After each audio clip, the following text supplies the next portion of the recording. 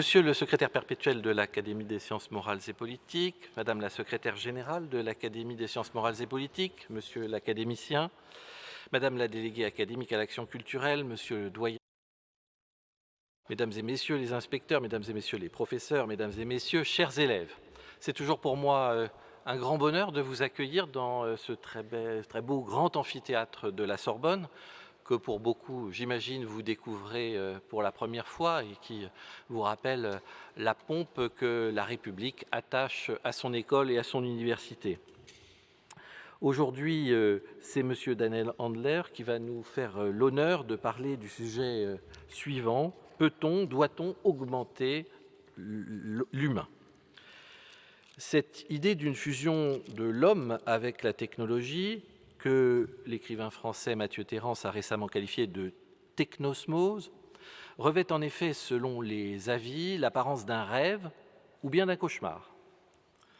Faut-il voir dans les technologies qui apparaissent à un rythme de plus en plus effréné les alliés de l'être humain ou au contraire des ruptures qui signeront sa dénaturation ou sa perte ?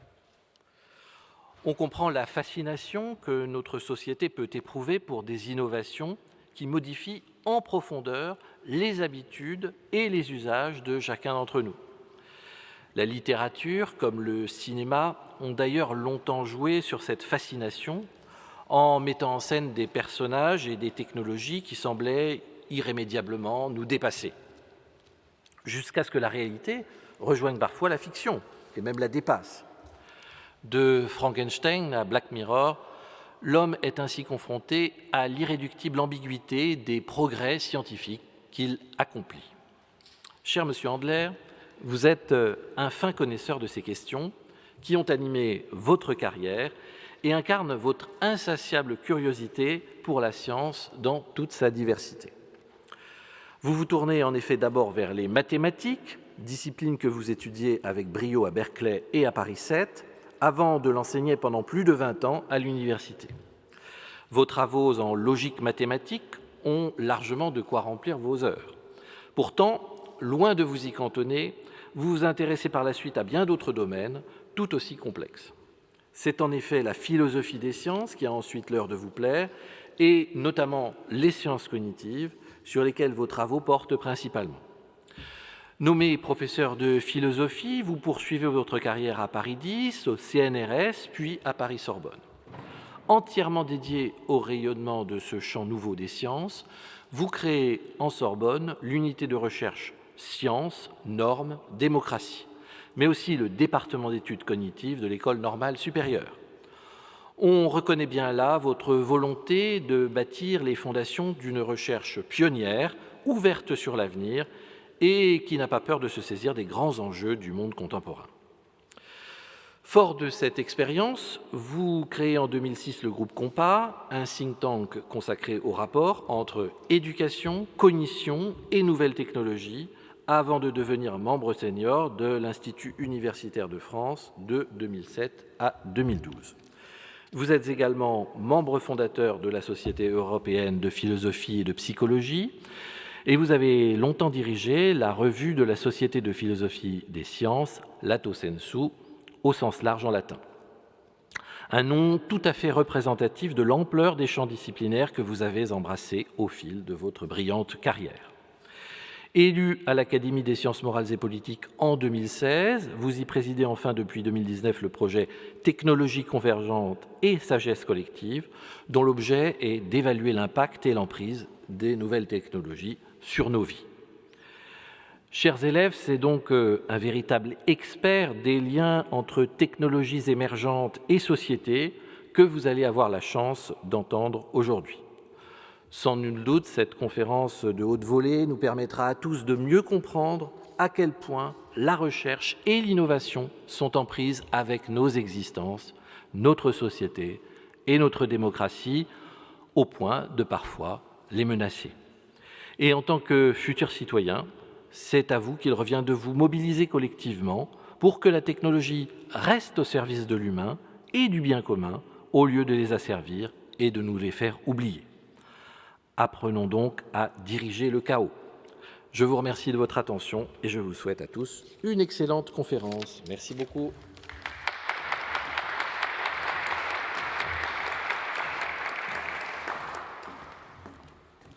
Rassurez-vous, je serai très bref, parce que vous êtes venus pour écouter mon confrère de l'Académie des sciences morales et politiques, collègue de la Sorbonne, où nous avons enseigné pendant des années, et ami, Daniel Andler, qui vient de vous être présenté par le recteur. Je voudrais remercier vraiment le recteur d'accepter cette expérience qui est tout à fait inédite, c'est-à-dire de faire sortir au grand air les académiciens qui ont tendance à travailler entre eux dans un autre lieu prestigieux qui est l'Institut de France sur le quai de Conti.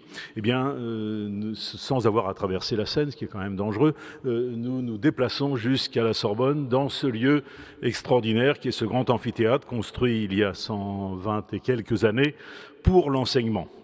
Alors pour des raisons diverses, et 1968 n'y est pas totalement étranger, cet amphithéâtre ne sert plus beaucoup aux cours. Je dis toujours que moi j'ai eu la chance d'avoir au début de mes études en 1966 d'écouter, on était 600 ou 700 étudiants dans cet amphithéâtre, des professeurs avec des micros qui ne marchaient pas mais qui savaient porter leur voix au loin dans un amphithéâtre qui a été conçu pour ça parce qu'il n'y avait pas de micro à l'époque et que c'était une expérience extraordinaire. En arrivant de mon lycée de banlieue, j'étais tout à fait saisi d'émotion en entrant dans cet amphithéâtre, en écoutant des cours merveilleux, ce qui va vous arriver dans un instant.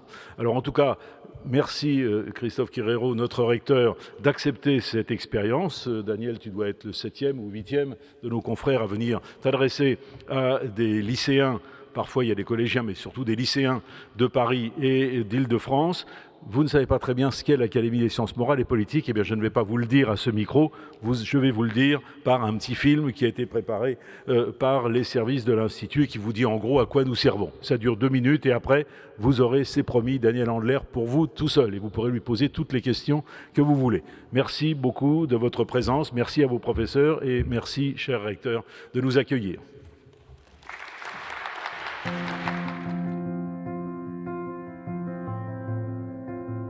Je suis Jean-Robert Pitt, secrétaire perpétuel de l'Académie des sciences morales et politiques et j'occupe le fauteuil du géographe dans la section Histoire et Géographie. Ce nom de sciences morales et politiques fait sourire parfois parce que le rapport entre la politique et la morale apparaît peu évident à un certain nombre de gens, mais en réalité le mot morale s'applique aux mœurs, c'est l'étude des mœurs. Cette académie est là pour réfléchir aux grands sujets de société, pour donner un certain nombre d'avis au gouvernement, aux décideurs de ce pays et en toute liberté, puisque notre seule tutelle, c'est le président de la République et nous avons le droit de tout dire et même, je dirais mieux, le devoir de tout dire. Et nous avons une totale liberté d'expression, bien sûr dans le respect de toutes les opinions, et nous ne sommes pas toujours d'accord entre nous, nous avons des divergences sur un certain nombre de sujets, mais précisément ce débat libre et aimable, respectueux des autres est quelque chose de très important dans ce pays. Donc nous sommes une espèce de laboratoire de ce que doit être la démocratie en matière de pensée, d'expression libre. Et donc je pense que nous avons des choses à dire. Alors nous sommes ici dans la grande salle des séances. Il y a 2 salles de réunion. Et quand nous sommes nombreux, qu'il y a du public, qu'il y a des projections, nous nous réunissons dans cette très, très belle salle entourée des bustes de nos prédécesseurs des différentes académies de l'Institut de France. Toutes nos séances sont retransmises également sur Canal Académie, ce qui est une bonne chose car nous avons le devoir aussi de diffuser les résultats de nos travaux.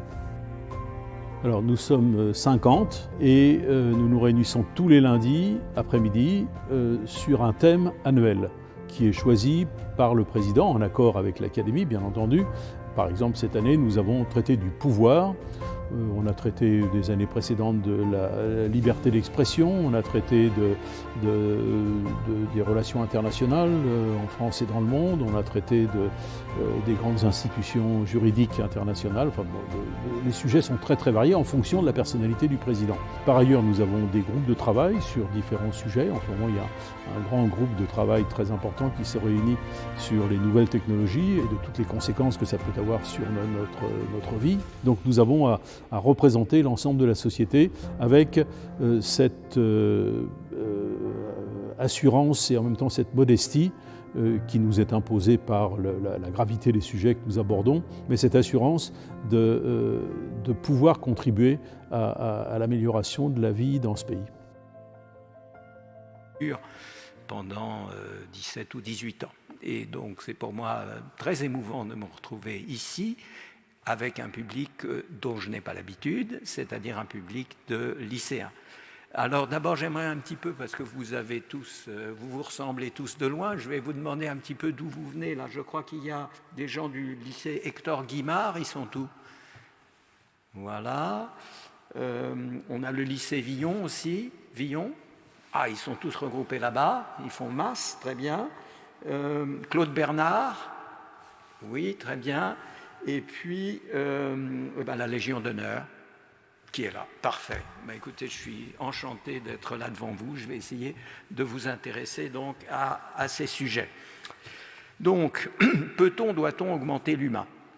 Alors j'ai choisi, je vous le dis tout de suite, j'ai choisi de traiter le sujet de manière un peu large. Donc on ne va pas beaucoup parler de cyborgs et de gens avec des trucs partout. Est-ce que c'est bien, c'est mal? Ça fait partie du sujet, mais je me suis dit, comme on n'allait se voir qu'une fois, on n'aura probablement pas la chance de se revoir avant un bon moment, j'ai voulu, disons, élargir le sujet et parler aussi beaucoup de la manière dont les nouvelles technologies, pas au niveau de la science-fiction, pas au niveau de quelques expériences tout à fait exceptionnelles, peut et affecte nos existences. Donc voilà mon plan. Alors le plan, quoi de neuf sous le soleil? Je vais essayer de vous dire pourquoi j'ai l'impression qu'il y a quelque chose de neuf. Après tout, on pourrait dire que la technologie, elle est chez nous depuis toujours, depuis les Grecs, depuis les Babyloniens, depuis très longtemps. Qu'est-ce qu'il y a de si nouveau? Est-ce que c'est la peine de faire toute une affaire, en quelque sorte, de ces nouvelles technologies?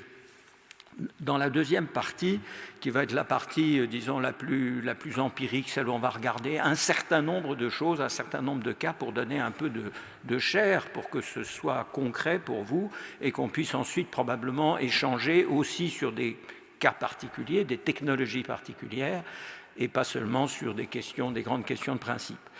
Ensuite, je vais traiter plus brièvement d'ailleurs la question de la nature humaine. Est-ce que la nature humaine est en quelque sorte menacée par ces nouvelles technologies? Et puis, à la fin des fins, comme vous verrez, je vais défendre l'idée qu'il n'y a pas de façon simple de gérer ces différentes questions. Il y a beaucoup de questions générales, il y a beaucoup de questions particulières, et il faut finalement décider. Alors, comment est-ce qu'on décide? Comment est-ce qu'on délibère? Qui doit délibérer? Et ce sera donc ma dernière partie, elle sera assez brève. Donc, allons-y.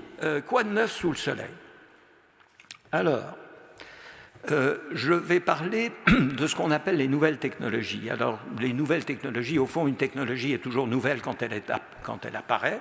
Hein, les technologies de la navigation au XVe siècle étaient des nouvelles technologies. La machine à vapeur au XVIIIe siècle était une nouvelle technologie. Donc, les technologies sont par définition nouvelles. Simplement, on est en 2022 et donc les nouvelles technologies, pour nous, ce sont celles qui sont apparues vers la fin du XXe siècle et qui ont en quelque sorte convergé au tout début du XXIe siècle. Alors les dates sont toujours arbitraires, il n'y a évidemment pas un jour où tout à coup les technologies convergent, mais il y a une prise de conscience que différentes technologies dans différents secteurs, chacune ayant un grand potentiel de changement, ont tendance à faire bloc et se soutenir les unes les autres. Et il en résulte peut-être une véritable révolution. Alors des révolutions, il n'y en a pas tous les jours. On parle vraiment d'une révolution. Par exemple, certains parlent de la 4e révolution industrielle, d'autres parlent de la 5e révolution. Alors peu importe comment on compte exactement, mais l'idée générale à laquelle je souscris, c'est qu'il y a vraiment une révolution. Alors au tout début du XXIe siècle, il y a eu un rapport américain qui a parlé des technologies convergentes, NBIC, pour nano, bio, info, cogno. Alors, en 2 mots, nano, ce sont les nanotechnologies, c'est-à-dire toutes les technologies qui travaillent à une échelle minuscule qui est 1/1000 de mètre, ou bien en travaillant sur ces minuscules composants en les composant former des objets ordinaires, mais avec des propriétés extraordinaires, ou au contraire partir des objets et pour les analyser jusqu'au niveau du milliardième de mètre.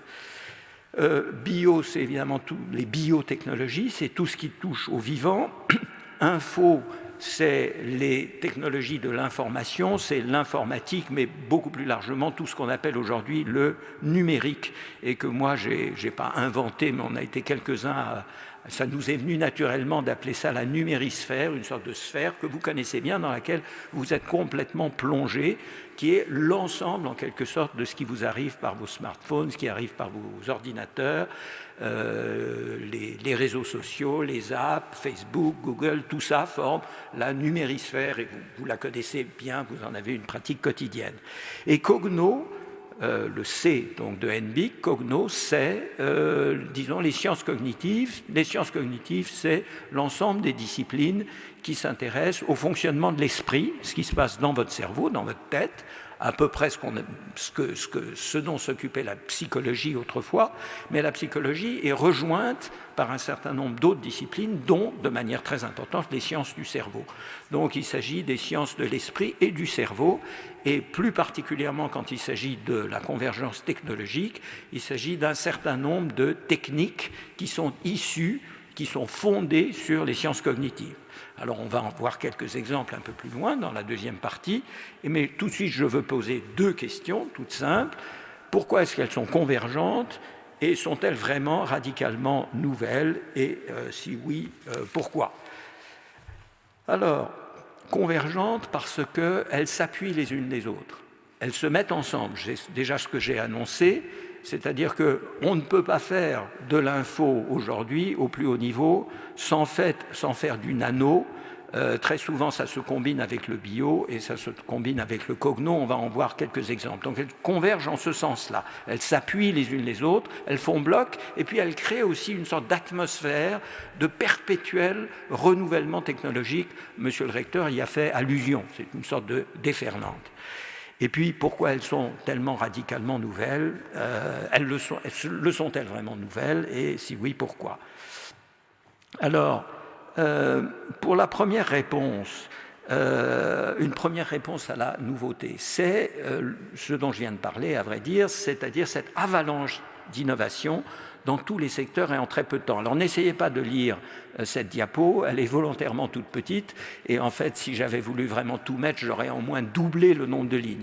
Ce sont un certain nombre d'innovations technologiques qui sont toutes arrivées en 20 ans. Pour quelques-unes, un peu plus. Par exemple, le web est une invention qui date de la fin du XXe siècle, mais en gros, en 20 ans, on a été littéralement débordé, envahi par des innovations qui sont tout à fait centrales dans nos existences. Si vous arrivez à déchiffrer les petits caractères, vous verrez toutes ces choses sont familières, l'invention du smartphone, l'invention de Google, le décollage de l'intelligence artificielle, qui est une technologie qui est née à peu près au milieu du XXe siècle, donc il y a à peu près 65 ans, mais qui a véritablement décollé à peu près vers 2006. Vous avez aussi, par exemple, en 2012, la découverte couronnée par un prix Nobel qui a été partagé par une jeune chercheuse française de CRISPR, qui a en quelque sorte fait passer à l'ère industrielle les manipulations génétiques dont certains d'entre vous ont entendu parler, et blockchain, etc., etc. Donc la première réponse, c'est que probablement il n'est jamais arrivé dans l'histoire qu'il y ait autant d'innovations révolutionnaires en si peu de temps. Et une deuxième réponse, c'est que évidemment, toute technologie comporte des risques, des dangers, des inconvénients, à côté des bénéfices, que parfois les technologies évoluent et se combinent avec d'autres, avec des effets imprévisibles, souvent considérables et souvent durables, sur les sociétés où elles ont pénétré. Alors là, on pourra en parler dans la discussion, mais pensez à l'automobile, pensez à l'électricité, pensez à toutes sortes de choses qui ont effectivement durablement modifier l'organisation de nos existences, l'organisation sociale, etc. Particulièrement clair pour l'automobile, mais il y a bien d'autres exemples. L'automobile aussi peut être évoquée comme un exemple de la manière dont une technologie relativement simple finalement, l'automobile c'est quand même pas une invention tellement révolutionnaire, façonnent la vie matérielle et deviennent une composante essentielle de la culture. Elles ont donc une dimension anthropologique. Donc tout ça, si vous voulez, c'est quelque chose que les technologies dont nous allons parler maintenant, les technologies d'aujourd'hui, partagent avec des technologies révolutionnaires ou en tout cas innovantes des siècles précédents. La différence, s'il y en a une, et c'est ce dont on va parler dans le temps qui nous reste, c'est de savoir si les anciennes technologies ont ce côté rassurant qui est qu'elles sont essentiellement des outils à notre disposition. Si nous ne voulons pas de voiture, nous n'en prenons pas, et puis c'est tout. Si le train nous paraît pas agréable, ou pas commode, ou pas moral, ou pas écologique, nous ne prenons pas le train. Si la montre nous paraît un emprisonnement que nous refusons, nous n'utilisons pas de montre. Donc, en principe, ou jusqu'à présent, dans une grande mesure, ça se discute, mais dans une grande mesure, une technologie est un outil à notre disposition à titre individuel ou à titre social. Et de ce fait-là, les technologies respectent notre autonomie, notre pouvoir de décider de la vie que nous voulons mener, comment nous voulons l'amener, et elles n'affectent pas notre nature. Que nous prenions ou non la voiture ou que nous allions ou non en bicyclette, ça n'affecte pas notre nature, ça affecte simplement nos activités, nos comportements. Et c'est là donc que se situe peut-être la nouveauté. Les nouvelles technologies, celles dont nous parlons maintenant, justement semblent, et nous allons essayer d'en étudier des exemples précis, semblent affecter ou menacer notre autonomie et du même coup notre nature. Alors, voilà ce qu'on va regarder. Est-ce que cette frontière, l'humanité de nous autres humains, est-ce qu'elle est menacée ou même est-ce qu'elle est franchie ? Alors là, ce qui va vous arriver là, dans les minutes qui viennent, c'est une série d'exemples, de chantiers, c'est-à-dire de technologies et des problèmes qu'elles posent. Alors, une chose que vous pouvez faire à travers je vais présenter 6 exemples, et à propos de chacun de ces exemples, il va y avoir 1 ou 2 questions ou problèmes. Donc en tout, ça va faire une douzaine de questions. Je vais essayer de les faire défiler. Je suis obligé de les faire défiler un peu vite, je m'en excuse. On pourra revenir dans la discussion sur certains d'entre eux. Mais un exercice de vigilance, en quelque sorte, auquel vous pouvez vous livrer pendant que j'expose ces questions, c'est de savoir lesquelles semblent finalement de l'ordre des problèmes qu'on avait jadis, c'est-à-dire, oui, bénéfices, risques, dangers, un équilibre à trouver, etc. Donc, au fond, rien de nouveau sous le soleil. Et puis celle, au contraire, qui pose vraiment cette question d'un franchissement d'une frontière importante qui est celle de notre nature, de notre humanité profonde. Alors, voici une première série. Alors, j'appelle ça des séries parce que je vais poser 1 ou 2 questions à propos d'une technologie, mais en fait, ça recouvre toute une série, justement, de problèmes analogues dans le même domaine. Alors, je suis parti des prothèses neurosensorielles et motrices. Certains d'entre vous, d'ailleurs, qui êtes des sportifs de haut niveau, vous avez peut-être entendu parler de certaines de ces choses-là. Donc, en général, la première fonction pour qu'est-ce qu'on invente ces choses-là, qui sont des objets hautement complexes, eh bien, en général, pour compenser un déficit. Alors, un exemple très connu que certains d'entre vous connaissez, dont certains d'entre vous êtes peut-être d'ailleurs les bénéficiaires, sont les implants cochléaires qui permettent à des personnes sourdes d'entendre. Pas toutes les formes de surdité, l'audition n'est pas parfaite, mais pour simplifier les choses, voilà, on fait des implants cochléaires de manière à ce qu'une personne sourde devienne entendante. Alors, plus compliquée et moins avancée est la technique de rétines artificielles, mais qui néanmoins a décollé, et donc il y a des systèmes de rétines artificielles qui permettent de compenser certaines formes de cécité. Les exosquelettes qui permettent donc à des personnes qui sont paralysées suite par exemple à un accident de se déplacer, difficilement mais quand même. Les prothèses dites intelligentes, qui sont comme les prothèses qu'on faisait depuis longtemps, mais qui sont devenues intelligentes en ce sens qu'elles peuvent se substituer presque parfaitement, par exemple, aux membres absents.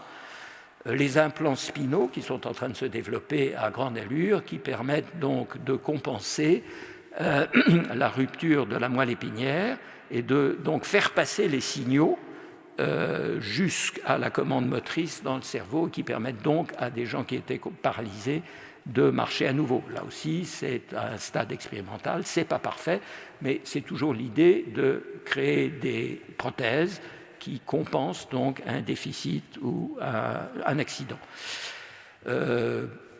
Plus sophistiquées encore, les interfaces homme-machine qui permettent donc à des gens complètement paralysés d'agir, d'actionner des objets dans leur environnement, de communiquer et même, dans certains cas, de contrôler des troubles mentaux, qui est une question particulièrement délicate. Donc, deux problèmes que je veux soulever. Le premier, on prend ce qui paraît finalement le plus simple et le plus inoffensif. Après tout, donner à un très jeune enfant un implant cochléaire, ça le permet de devenir entendant. Et bien sûr, il vaut mieux, à certains égards, on peut le penser en tout cas, être entendant que malentendant ou que sourd. Oui, mais toute une partie de la communauté sourde conteste la justesse et la bienfaisance de l'implant cochléaire. Pourquoi ? Parce que l'enfant sourd, une fois qu'il est appareillé par l'implant cochléaire, cesse d'appartenir à la communauté sourde. Typiquement, il ne va pas se donner la peine d'apprendre à signer correctement, et ne connaissant pas donc le langage de sa communauté, il va se trouver en quelque sorte entre deux communautés, pas tout à fait entendant parce qu'il n'est pas parfaitement entendant, et plus tout à fait sourd non plus. Bon, c'est un exemple parmi beaucoup d'autres. Alors, deuxième problème, je le pose à propos du soldat augmenté. Alors, comme vous le savez peut-être, l'armée française, à l'image de toutes les armées des pays avancés du monde, développe actuellement un programme de soldats augmentés. Donc, ces prothèses neurosensorielles et motrices deviennent des moyens donnés à des individus parfaitement normaux et même en général plutôt doués sur le plan physique, à savoir des soldats entraînés, des soldats professionnels entraînés, leur donnent un avantage. Donc là, on a vraiment une augmentation.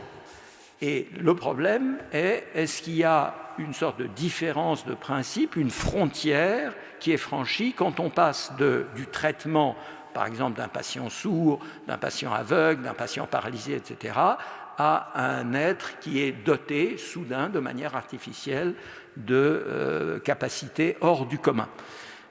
Donc l'amélioration ou l'augmentation au sens étroit. Donc voilà des problèmes. Deux problèmes. Alors voilà d'autres problèmes. Je prends maintenant la stimulation cérébrale profonde. Certains d'entre vous connaissez probablement cette technique. Elle consiste en gros à mettre l'équivalent d'un pacemaker. Un pacemaker, c'est quelque chose qui est un petit système qui donne des impulsions électriques qui permettent à un cœur qui a du mal à fonctionner, lui donne donc le rythme nécessaire. On fait la même chose dans des zones du cerveau pour compenser un certain nombre de problèmes. Donc ça a une fonction palliative pour des troubles particulièrement handicapants qui sont la dystonie, éventuellement un certain type de tremblement, la maladie de Parkinson et dans beaucoup de cas les TOC, c'est-à-dire les troubles obsessionnels compulsifs. C'est très impressionnant. Je me souviens, il y a une quinzaine d'années, j'étais dans une petite conférence où on échangeait entre spécialistes et il y avait là un neurologue allemand qui nous a présenté une petite vidéo. Et on y voit un jeune garçon d'à peu près de votre âge qui a justement un implant cérébral qui contrôle sa dystonie. Et pour le bénéfice de la démonstration, le jeune garçon accepte qu'on débranche son système.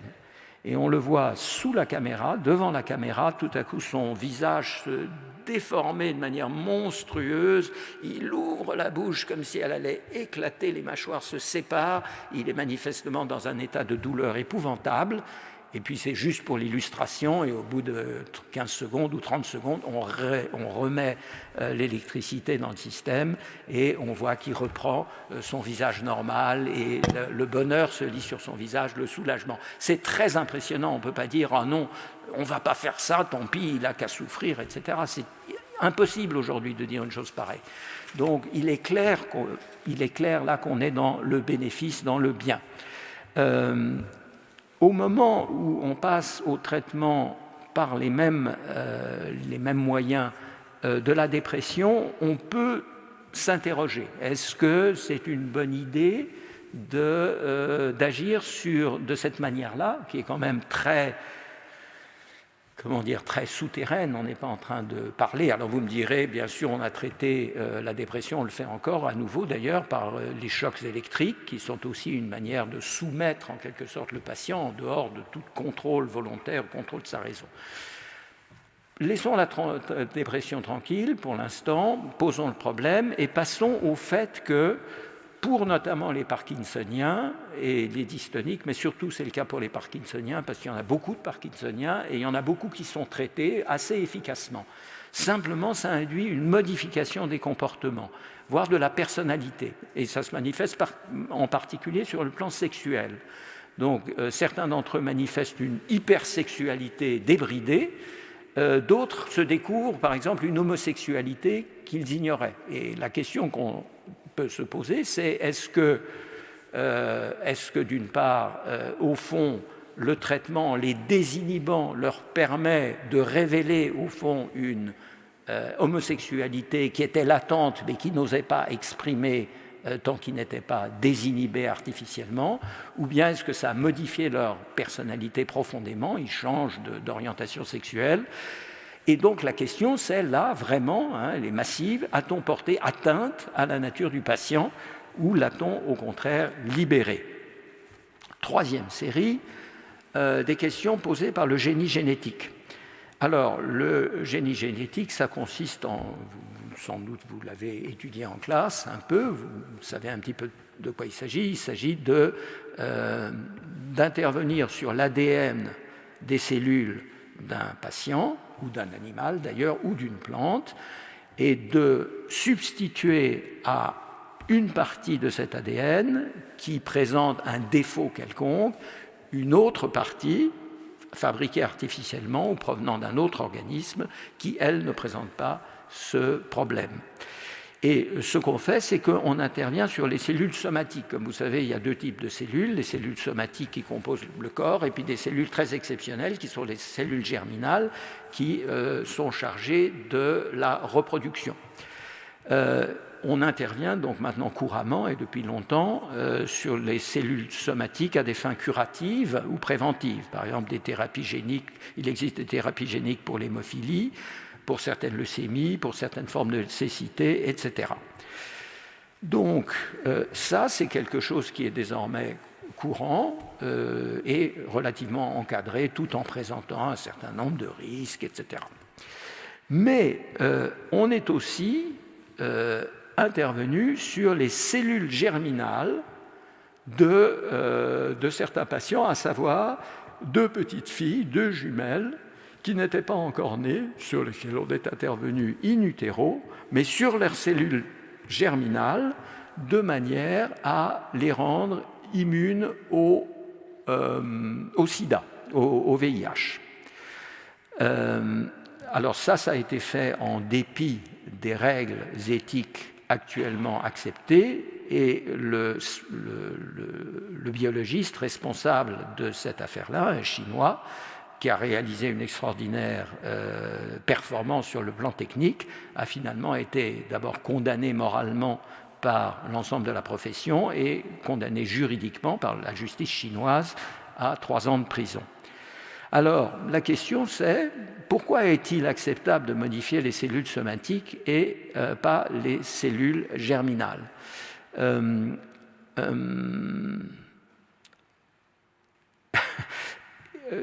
la réponse qui est actuellement donnée est de deux ordres. Premièrement, on ne sait vraiment pas ce qu'on fait en modifiant les cellules germinales.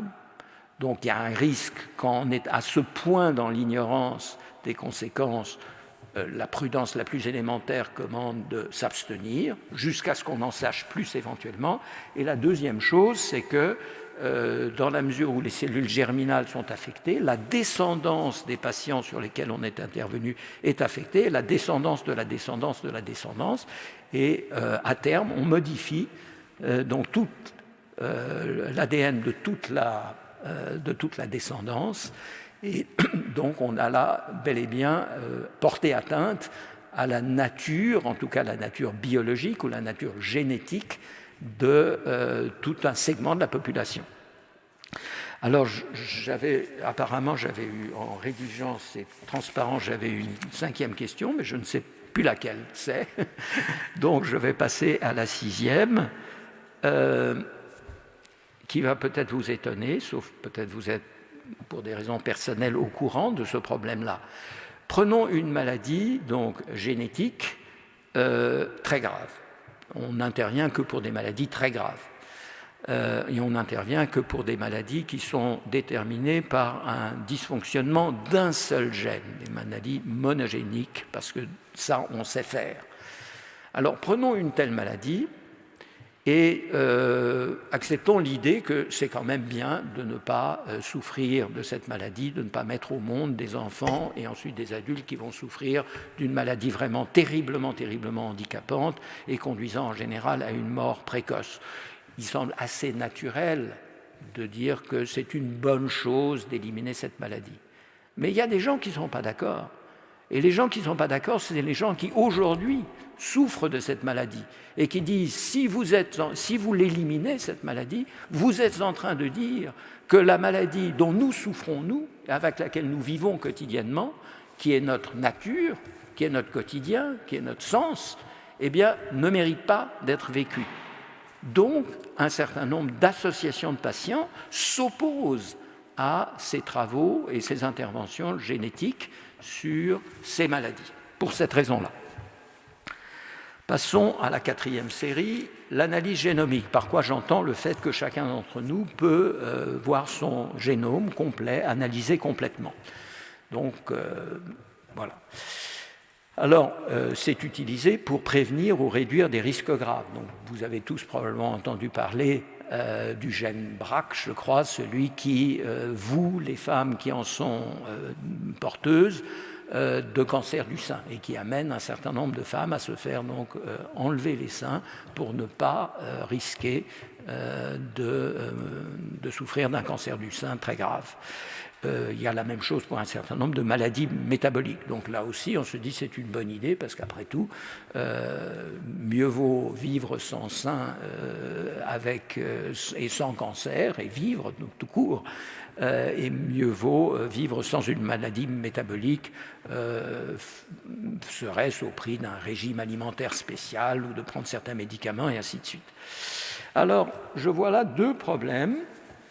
Le premier, c'est que la diffusion de ces idées, la discussion de ces méthodes, de ces interventions, peut donner aux gens en général, à nous tous, l'idée d'une sorte de déterminisme génétique. Après tout, nous ne sommes que le résultat d'une chaîne causale qui part de notre ADN et qui fait ce que nous sommes. Et donc nous conduire à une sorte de résignation, de fatalisme, d'impression qu'au fond, il n'y a rien à faire de toute façon, ce qui va nous arriver est déjà inscrit dans nos gènes. Cette expression « inscrit dans nos gènes », vous la connaissez bien, elle intervient tout le temps dans le discours quotidien. Alors évidemment, c'est un effet très indirect, puisque dès que vous avez quelqu'un d'un peu informé, il vous dira « non, mais ce déterminisme génétique est plutôt l'exception que la règle, c'est pour un certain nombre de maladies très graves qui sont monogéniques, la plupart des maladies ne sont pas monogéniques et la plupart des traits de notre personnalité ne sont pas déterminés par un gène, ni même par une combinaison de gènes que nous connaissions. Et puis il y a l'épigénétique, et puis il y a l'effet de la culture, de l'apprentissage, de l'expérience personnelle, etc. Oui, c'est vrai tout ça. Et c'est effectivement la bonne réponse, en quelque sorte rationnelle, scientifiquement informée, à l'erreur du déterminisme génétique. Mais il n'empêche que peut s'installer dans l'opinion cette impression qu'au fond, nous ne sommes au fond que les résultats automatiques déterminés de notre gène. Donc c'est un problème. Et puis, il y a un autre problème que j'ai mis entre parenthèses pour vous signaler que c'est typiquement pas un problème qui concerne justement la nature, qui est un simple problème des inconvénients de certaines technologies, le problème que vous connaissez peut-être du tri pour les assurances. À partir du moment où un assureur dispose d'informations génétiques sur son client potentiel, il peut très bien refuser ce client parce que ce client, d'après son gène, d'après son génome, présente des risques, et il en est de même pour les recrutements sur les emplois, les emprunts bancaires, les questions de procréation assistée, et ainsi de suite. 5e série, l'intelligence artificielle. Alors l'intelligence artificielle, c'est maintenant devenu un énorme ensemble de techniques, c'est peut-être une technologie, c'est peut-être un ensemble de technologies. Je vais parler juste de quelques aspects, quelques applications de l'intelligence artificielle, très rapidement. L'une, c'est bien connu, l'aide à la décision, et notamment la décision médicale. Vous aurez lu probablement dans les magazines et dans les journaux que désormais, pour identifier un mélanome, une lésion dermatologique, l'intelligence artificielle fait mieux que le dermatologue ou l'oncologue pour repérer parmi ces lésions dermatologiques celles qui sont bénignes et celles qui sont au contraire malignes, qui sont des mélanomes qui peuvent conduire à un cancer, et même à un cancer assez méchant, le genre de cancer qui tue. Donc on se dit c'est très bien, on a une aide à la décision médicale, on a une aide à toutes sortes d'autres décisions militaires et bien d'autres, automatisation de tâches répétitives ou trop difficiles pour nous justement, élimination des risques d'erreur, traduction automatique, c'est très intéressant. Pendant très longtemps la traduction automatique ne marchait pas, maintenant elle marche assez bien, je dois dire. Nous qui surveillons le domaine depuis 50 ans, nous sommes assez épatés par les récents progrès de la traduction automatique. Ce sont évidemment des avantages extraordinaires à beaucoup d'égards. Mais bien sûr, il y a aussi des inconvénients dont vous avez entendu parler, la surveillance généralisée, la dépersonnalisation. Désormais, ce n'est pas un responsable des ressources humaines qui va regarder votre dossier, qui va vous interroger, etc. Tout ça va se faire par des algorithmes, en tout cas pour éliminer 99% des candidats. Et puis peut-être tout à fait à la fin, vous aurez droit à une interview, et c'est même pas sûr, bientôt probablement des chatbots, et ça doit déjà exister dans certaines entreprises. L'entretien est mené par un chatbot, et ensuite le résultat de l'entretien est analysé par une intelligence artificielle. Donc dépersonnalisation absolue, les biais qui font que les systèmes, les intelligences artificielles sont entraînées, comme vous le savez, sur une grande famille d'exemples, mais ces exemples sont des données rassemblées dans une population et qui reflètent les biais de la population. Par exemple, typiquement, certaines populations sont sous-représentées et par conséquent vont apparaître comme non intéressantes de la part de l'intelligence artificielle. Et donc, les personnes en question ne vont pas être recrutées ou vont être recrutées différemment à des taux inférieurs, on ne va pas leur accorder d'emprunt, etc. Un livre, là j'ai mis trois couvertures de livres, pour ceux d'entre vous qui voudraient explorer ces choses, ce sont des livres en français de niveau tout à fait accessible pour vous. Celui qui parle beaucoup des biais introduits par l'intelligence artificielle, c'est le livre de Cathy O'Neill, Algorithme, la bombe à retardement. En anglais, le titre est plus évocateur, mais c'est un jeu de mots, c'est Weapons of Mass Destruction. Alors, Weapons of Mass Destruction, ce sont les armes de destruction massive, bombe atomique, bactériologique et chimique, et là, elle fait le jeu de mots sur, au lieu de masse, massif, de math, mathématique, M-A-T-H. Donc c'est l'idée que l'intelligence artificielle est un instrument de destruction sociétale, économique massive. Bon, alors les problèmes, c'est un problème qui est que d'une certaine façon, l'homme est privé, l'humain est privé ou dépossédé de ses fonctions intellectuelles, si c'est pris en charge par une intelligence artificielle qui, paraît-il, fait mieux que lui, fait autrement que lui, fait beaucoup plus vite que lui, etc. Donc ça, c'est un vrai problème, et un problème qui est là aussi plutôt un problème ordinaire des technologies, c'est toutes les menaces sur l'ordre social, politique, géostratégique, etc., qui, là, ne représentent pas une offense ou une menace directe sur la nature, mais néanmoins sur l'organisation sociale. 6e série, il faut que j'accélère un peu, je suis en retard. Donc, ce que j'appelle la numérisphère, et ce que vous pouvez appeler simplement le numérique. Donc, nous avons donc des outils de communication, d'information, de concertation pour l'action, de réflexion collective, de production d'œuvres qui sont tout à fait extraordinaires. Vous en connaissez certains. C'est tout à fait, effectivement, ça a totalement modifié les existences et très souvent pour le meilleur. Mais pour le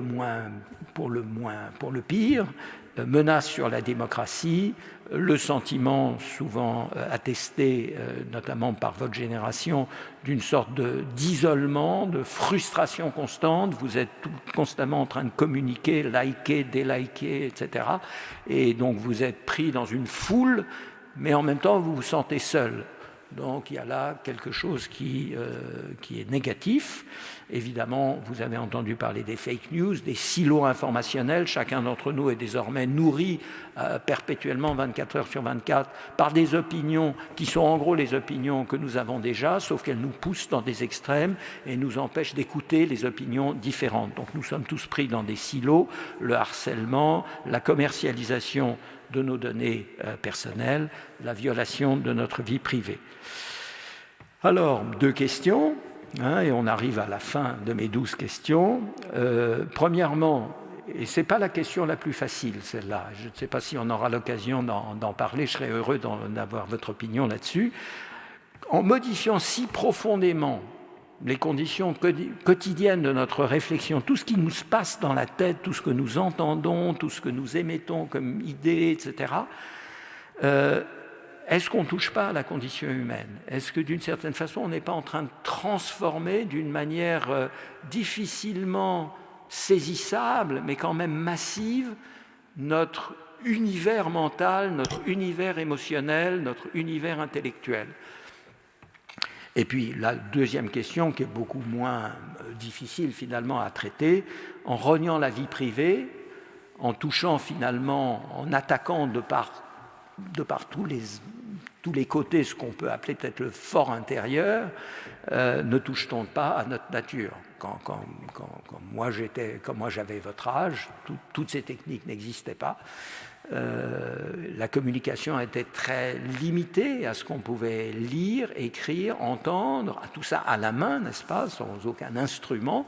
Le téléphone était une denrée rare, et puis c'était des téléphones fixes qui étaient dans certains endroits, qui coûtaient cher, etc. Donc on vivait en quelque sorte protégé en quelque sorte dans nos idées, nos pensées, nos émotions, et quand on voulait les communiquer, on les communiquait. Mais ce n'est plus tout le cas, comme vous savez, vous êtes constamment assaillis, vous êtes amenés constamment par une sorte de logique infernale des réseaux sociaux notamment, à communiquer vos états d'âme, vos pensées, vos opinions, et à entendre les autres. Donc, tout cet univers, ça c'est quelque chose que moi qui connais donc les nouvelles technologies, moins bien que vous, mais enfin je les connais un petit peu, les pratiques numériques, mais qui me souvient bien de comment c'était quand j'avais votre âge, il y a donc à peu près 50 ans, le contraste est énorme. Et on ne peut pas ne pas se poser la question d'une véritable transformation de notre nature. Alors, ça pose donc la question de savoir où faire passer la frontière entre l'acceptable et l'inacceptable. J'ai constamment, en quelque sorte, joué sur l'idée, on était un peu sur la crête, est-ce que c'est acceptable, est-ce que c'est pas acceptable?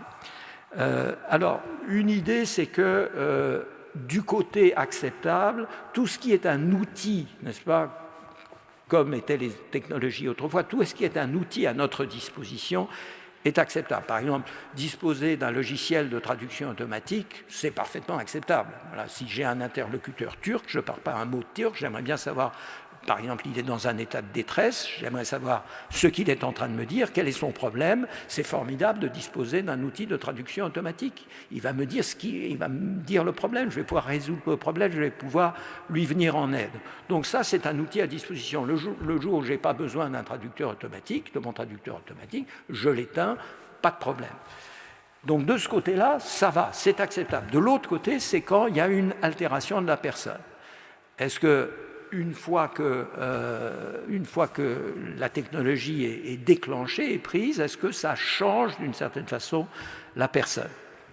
Alors, il y a différentes façons de décliner. On peut dire, par exemple, que tant que c'est extérieur, un outil de traduction automatique, il est là, il est à l'extérieur, il n'est pas implanté, il n'est pas en moi, ça va. Quand l'intervention devient interne, ça ne va pas. C'est invasif en quelque sorte, c'est quelque chose dont je ne peux pas me débarrasser. On a peut-être envie de dire ça, mais ça veut dire qu'il faut renoncer aux implants. Il faut renoncer aux implants cochléaires, aux implants spinaux, il faut renoncer à la stimulation cérébrale profonde, etc. On pourrait donc voilà, la frontière est peut-être franchie selon ce critère simple, n'est-ce pas? Simplement, il semble nécessaire, il semble de l'ordre de la bienfaisance, de l'humanité justement, comprise à un autre niveau, de recourir à ces techniques invasives. Une autre différence qui nous permettrait donc de dessiner et faire passer cette frontière entre l'acceptable et l'inacceptable, c'est, disons, tout ce qui est temporaire et qui est réversible, c'est acceptable. En revanche, ce qui est permanent ne l'est pas. Pourquoi? Parce qu'après tout, quand vous prenez un verre de vin ou autre substance sur lesquelles je me tairai, quand vous prenez un verre de vin, vous acceptez volontairement, c'est votre choix de porter atteinte à votre nature, dans la mesure où le verre de vin, et peut-être 2 verres de vin, et peut-être 3 verres de vin vont changer votre humeur, votre attitude vis-à-vis des autres, vont vous désinhiber, vont vous amener à faire des choses que vous ne feriez pas dans votre état normal, voir la vie différemment, oublier vos ennuis ou des choses comme ça. Mais c'est temporaire. Une fois que l'alcool a été en quelque sorte métabolisé, vous retrouvez votre nature. Donc, quand c'est temporaire, quand c'est réversible, quand on peut revenir en arrière, c'est acceptable. Quand c'est permanent, c'est inacceptable. Mais là encore, un certain nombre des exemples que j'ai donnés rendent cette idée difficilement, constituent des objections à cette idée simple. Par exemple, quand vous faites de la thérapie génique pour des maladies très graves telles que l'hémophilie, c'est permanent. Vous modifiez de manière permanente l'ADN de vos cellules somatiques. Ce n'est pas quelque chose sur lequel vous pouvez revenir, à moins éventuellement peut-être d'imaginer une nouvelle intervention génique sur vos cellules de manière à restituer vos cellules responsables de l'hémophilie, mais ça paraît un scénario très peu plausible. Et puis la dernière distinction, qui elle est très souvent mise en avant dans ces discussions sur l'homme augmenté, sur le transhumanisme, c'est tant que c'est curatif, palliatif ou préventif, c'est bien. Quand c'est amélioratif, ça n'est pas bien.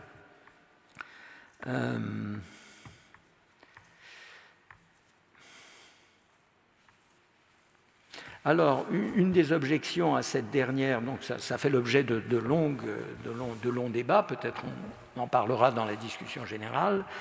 En réalité, la frontière est floue.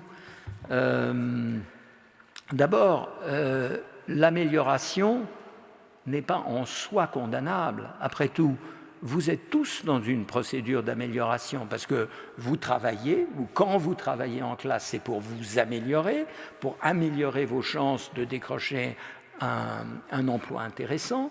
Quand certains d'entre vous êtes des sportifs de haut niveau, vous êtes dans une procédure d'amélioration constante. Vous faites toutes sortes de choses pour devenir plus fort, plus rapide, plus souple, pour avoir un avantage sur vos adversaires, pour devenir les meilleurs, et ainsi de suite. Donc,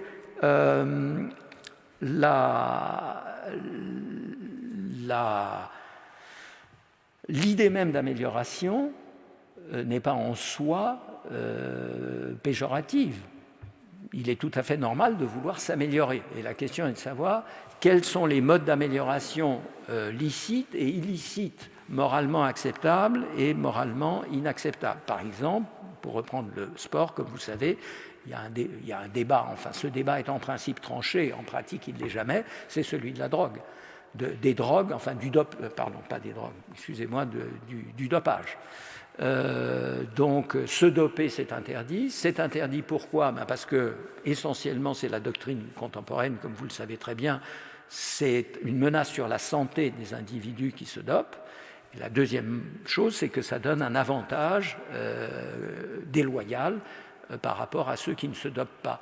Mais ce ne sont pas des arguments absolument décisifs, à vrai dire. Après tout, on pourrait rendre le dopage légal, surveiller médicalement pour éviter les risques ou pour réduire les risques, et puis dire aussi qu'après tout, si quelqu'un veut prendre le risque, c'est sa responsabilité. Donc, il y a une frontière qui n'est pas facile, en fait, il y a du pour et du contre. Une autre raison pour laquelle augmentation, la distinction nette entre curatif, préventif d'une part, et amélioratif, ce qu'on appelle le enhancement en anglais, n'est pas clair, c'est que ce sont très souvent les mêmes molécules, les mêmes procédés, les mêmes techniques qui permettent l'un et l'autre. Un exemple massif, c'est celui de la Ritaline. Donc voilà, un enfant, mettons, de 12 ans qui souffre donc du déficit d'attention avec ou d'ailleurs sans hyperactivité, ce qu'on appelle le TDAH. Donc il prend de la Ritaline, ça lui permet de rester assis en classe, de profiter de ses cours et de devenir ou de redevenir un bon élève. Donc c'est plutôt une bonne chose. Il avait un problème, on l'a aidé à surmonter ce problème en lui donnant un traitement de Ritaline. Mais la Ritaline est aussi un stimulant intellectuel très efficace que le papa de l'enfant en question peut très bien prendre pour lui de manière à terminer un rapport qu'il a à faire pour le lendemain matin. Et donc, c'est le même médicament qui, d'une certaine façon, est curatif ou du moins palliatif et qui est en même temps amélioratif. Et là aussi, on ne voit pas très bien pourquoi il serait en quelque sorte immoral ou illicite de prendre de la Ritaline pour terminer un rapport qu'on doit remettre le lendemain à son supérieur qui va, qui sait, sauver l'entreprise ou sauver l'administration ou sauver l'organisation. Alors, bien sûr, on va parler du respect de la personne. C'est une autre manière de formuler, une manière traditionnelle de formuler cette question de la frontière. Mais le problème, c'est que ce respect de la personne n'est pas toujours possible. Il arrive, et ce n'est pas seulement les nouvelles technologies, c'est d'autres situations médicales, juridiques, etc., qui font qu'on ne peut pas respecter toujours la personne autant qu'on le voudrait. Et ça n'est pas non plus toujours suffisant. Je vous donne un exemple à propos des techniques justement de stimulation cérébrale profonde ou de prothèse. Il y a un rapport de l'Académie, un rapport conjoint des académies de médecine et des technologies de l'an dernier, donc il est tout récent, et qui, à propos de ces technologies, dit la chose suivante. Toutes ces techniques soulèvent des problèmes éthiques dont les trois principaux sont les suivants. Préserver le caractère personnel de l'activité neuronale, refuser toute coercition vis-à-vis du patient et optimiser des dispositifs sauvegardant son pouvoir de décider. Alors, qu'est-ce qu'on déduit de cette recommandation des deux académies, c'est que c'est justement pas facile. C'est pas quelque chose qu'on peut faire automatiquement. Il y a des compromis à accepter, donc on fait autant que possible, dans toute la mesure du possible, on respecte la personnalité neuronale du patient. Moi, je peux vous dire, en tant que spécialiste des sciences cognitives, je ne suis pas sûr qu'on sache exactement de quoi il est question, on voit en gros, si vous voulez, mais ce n'est pas quelque chose sur lequel, ce n'est pas du noir ou blanc, on peut appuyer sur un bouton ou cocher une case et dire, ça va, l'autonomie, le caractère personnel de l'activité, bon, c'est bon. On refuse toute coercition, ce n'est pas toujours le cas, et on optimise les dispositifs sauvegardant son pouvoir de décider, là aussi, ce n'est pas en noir et blanc. Donc voilà. Alors l'autre objection à l'idée qu'il suffirait en quelque sorte d'appliquer un principe très général, très clair, au respect de la personne. Si vous respectez la personne, c'est bon. Si vous ne la respectez pas, c'est pas bon. Je viens de dire que ce n'est pas aussi simple que ça. Mais l'autre objection, c'est que le respect de la personne ne concerne que l'individu.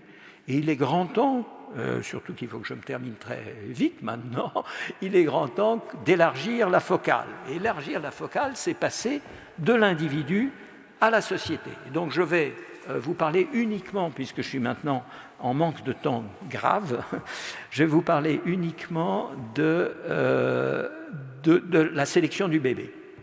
Donc regardez, ça c'est une illustration très, très bien faite, je dois dire, elle vient de l'hebdomadaire britannique The Economist, ils sont bons. Et donc là, ils ont pris le soin, ils ont pris un bébé, et ils ont attribué à ce bébé un certain nombre de caractéristiques qui se trouvent être sous un contrôle génétique connu. Par exemple, la calvitie est sous un contrôle génétique bien connu. On aimerait tous garder nos cheveux jusqu'au bout. Donc on va dire que ce bébé, il va garder ses cheveux jusqu'au bout. Le quotient intellectuel est pour 50% héritable, donc déterminé par la génétique, et donc on peut booster le QI en façonnant un génome adéquat. Une vision parfaite, la vision 10 sur 10, une oreille absolue pour les musiciens et finalement des mollets de sprinteurs. Tout ça, on sait procéder à une sélection génétique donnant ces caractéristiques à l'enfant. Donc voilà la chose. Les parents vont choisir un génome qui confère à leur enfant toutes ces qualités. Il ne porte pas atteinte à sa personne. Sa personne va être parfaitement respectée. Quelque chose d'autre est violé, mais ça n'est pas le respect de la personne. Donc on a un autre type de problème.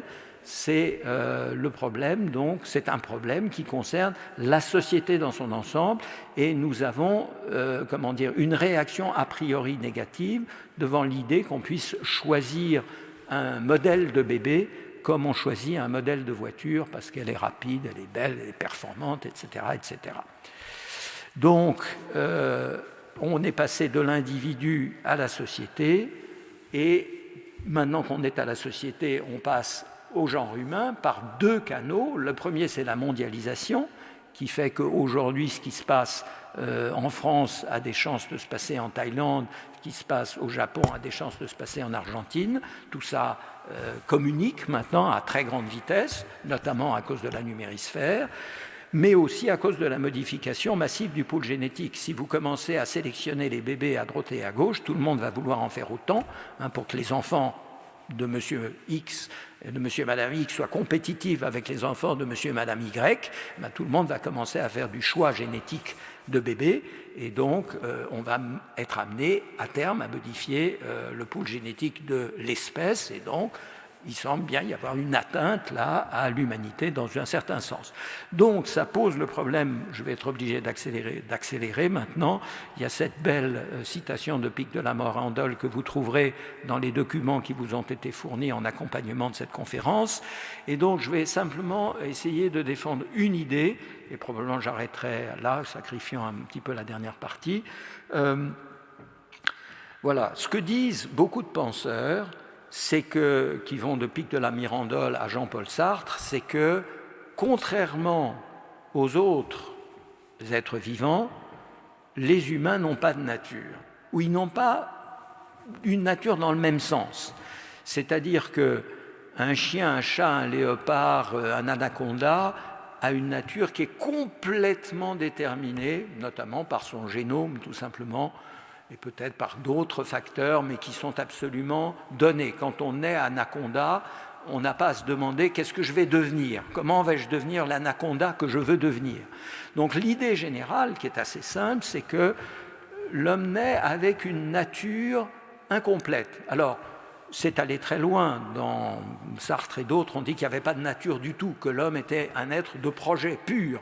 Voilà, c'est une table rase, on arrive, il n'y a rien d'écrit quand on est sous un certain nom, et ensuite c'est la culture, les parents, le projet, etc., qui vont remplir la nature. Alors je pense qu'une vision plus équilibrée est une vision qui fait la part des deux. On est avec une nature, mais cette nature comporte notamment la capacité de se compléter elle-même par l'apprentissage, par les projets, par les décisions de la personne autonome. Et donc, c'est ce que j'ai voulu traduire par cette opposition entre nature naturante et nature naturée. Alors pour les philosophes ici, c'est un détournement honteux du vocabulaire de Spinoza. Je ne reprends pas du tout à mon compte ce schéma spinoziste, mais j'ai utilisé simplement le vocabulaire pour dire que la nature naturante, c'est celle avec laquelle nous naissons, en gros, donc à peu près portée, mettons, par le génome, pour simplifier, mais que cette nature naturante comporte la capacité de compléter cette nature et donc de nous fournir à terme une nature naturée, et qui constitue, alors d'abord au niveau individuel, puis au niveau social, et puis au niveau de l'humanité entière, son état à une certaine époque donnée. Alors, est-ce que c'est la culture qui comble la différence ? Tout dépend de ce qu'on appelle culture. Je pense que c'est une simplification. Et puis il y a aussi l'idée que la culture s'oppose à la nature ou complète la nature, ce qui n'est pas du tout la bonne façon de comprendre les choses. Fait partie bel et bien de la nature humaine au sens le plus élémentaire, la capacité de faire culture. Et la culture ne peut pas se développer dans n'importe quelle direction. Tout n'est pas possible en matière culturelle parce qu'on est limité par notre constitution naturelle, génétique. Mais ce que je veux compléter, là je passe un petit peu vite et je m'en excuse, c'est que je dis, et ça c'est une thèse qui n'est pas majoritaire, c'est qu'au fond l'homme est toujours augmenté de manière différente selon les époques et les technologies disponibles. Donc il n'y a pas de réponse simple, ne pas augmenter c'est mal, parce qu'on est toujours finalement augmenté, ce qui ne veut pas dire que toute augmentation est acceptable. Bien entendu. Donc, est-ce que modifier la nature est une bonne chose ? Oui, en un sens, oui, si cela contribue à l'accomplissement de l'humanité, si cela sauve l'humanité de grands maux, y compris d'extinction, par exemple, ou de catastrophes terribles. Et puis, en gros, non, si ça porte atteinte à une valeur sacrée, si ça fait courir à l'humanité un risque excessif, si cela dévalorise l'humanité présente, ou si cela aggrave la condition humaine présente, et même peut-être si cela tout simplement nous révulse. Il faut se reposer au fond sur une espèce de sens de ce qui est approprié à l'homme, et si ce sens est violé intuitivement, peut-être il faut écouter cette intuition. Alors, l'idée générale, c'est que tout ça, ce sont des guides utiles, mais ça ne va pas nous permettre de prendre une décision, parce que qui sait ce qu'est l'accomplissement de l'humanité ? Qui peut être sûr que telle ou telle mesure technologique va aider l'humanité à s'accomplir, en quel sens, tout ça se discute.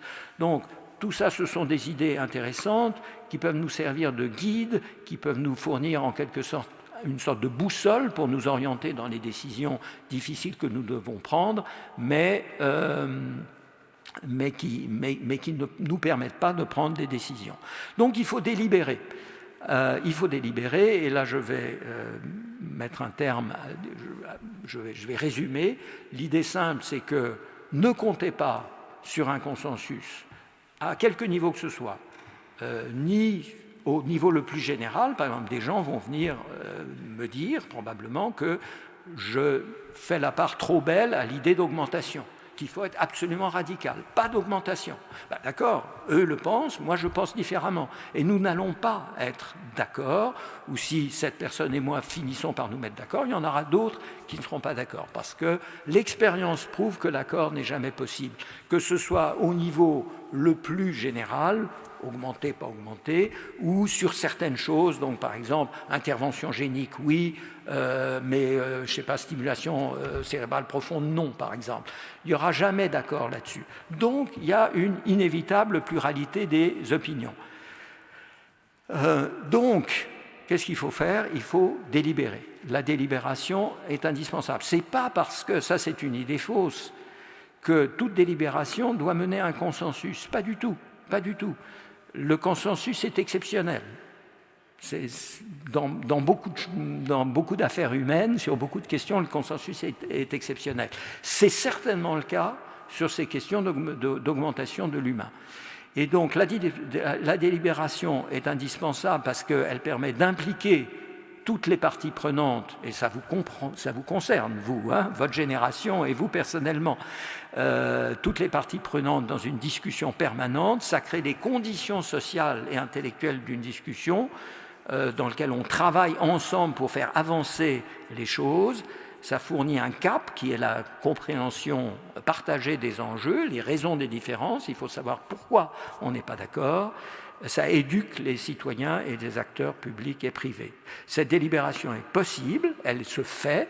Donc la bonne nouvelle, c'est que malgré toute la difficulté, le côté épineux des questions ou de certaines des questions que j'ai soulevées, eh bien, il y a toutes sortes de formations, des groupes de patients, des organisations, des groupes d'action, des organisations syndicales, des think tanks, des comités spécialisés dans les grandes organisations internationales, etc., qui réfléchissent à toutes ces choses et qui font avancer la réflexion. Mais néanmoins, elle est insuffisante, elle est à développer, notamment sur le cas des questions technologiques. Elle doit notamment s'élargir aux générations montantes. Bien sûr, vous, les générations montantes, vous pouvez voir tout ça comme vous dépassant déjà tout décidé par les GAFA, par les États, par les systèmes juridiques, etc. en place. Pas du tout. Les choses ne sont pas décidées, les choses peuvent être remises en cause, les choses peuvent être réorientées. Et pour ça, c'est indispensable que vous y réfléchissiez, que vous mettiez ensemble, que vous constituiez des groupes de travail, peut-être pas tout de suite, là maintenant, vous avez peut-être plus urgent à faire, mais dans les années qui viennent, essayez toujours de participer à un groupe de travail interdisciplinaire, intercouche sociale, etc., pour réfléchir à telle ou telle de cette question. Vous n'arriverez jamais à réfléchir à toutes les questions à la fois, mais il y aura une question qui vous concernera plus particulièrement, peut-être parce qu'il y a un petit frère qui souffre d'une maladie grave, ou pour d'autres raisons, ou parce qu'un grand frère fabrique des intelligences artificielles qui s'appliquent, je ne sais pas, à la conduite automobile, Dieu seul sait quoi.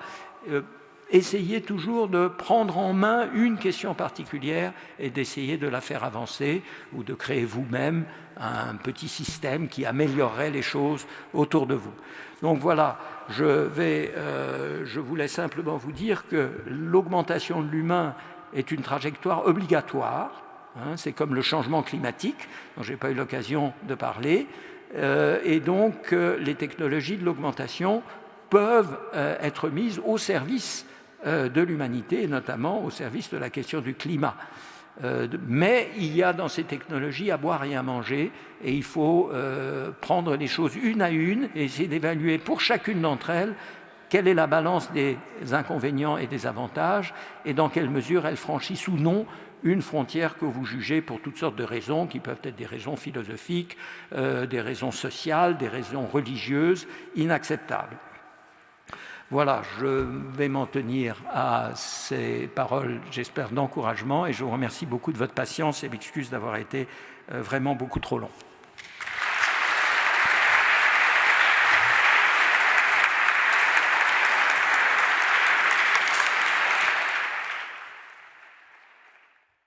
Vous n'avez pas évoqué, pourtant c'est un élément d'actualité peut-être qui nous intéresse tous aujourd'hui, le projet de Zuckerberg Métavers. Est-ce qu'il va avoir...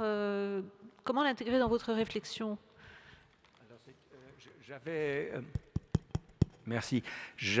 En fait, Métavers figurait sur ma slide où il y avait une vingtaine d'innovations, la deuxième que j'avais projetée tout à l'heure. Donc, Alors, métavers, j'ai pas eu le temps beaucoup de réfléchir, et d'autre part, je ne pratique pas beaucoup. Je dois dire, je ne pratique pas beaucoup la réalité virtuelle et tout ça. Ce qui est évident, c'est que premièrement, métavers n'est pas du tout une innovation technologique, c'est une amélioration de quelque chose qui existait depuis très longtemps, qui a notamment eu une sorte de poussée de fièvre sous la forme de Second Life, il y a à peu près 15 ans, je crois, ou 10 ans, 15 ans. C'était tout à fait métavers, mais bon, maintenant, ce qu'il y a, c'est qu'il y a les moyens absolument colossaux, à la fois financiers et technologiques, de Facebook.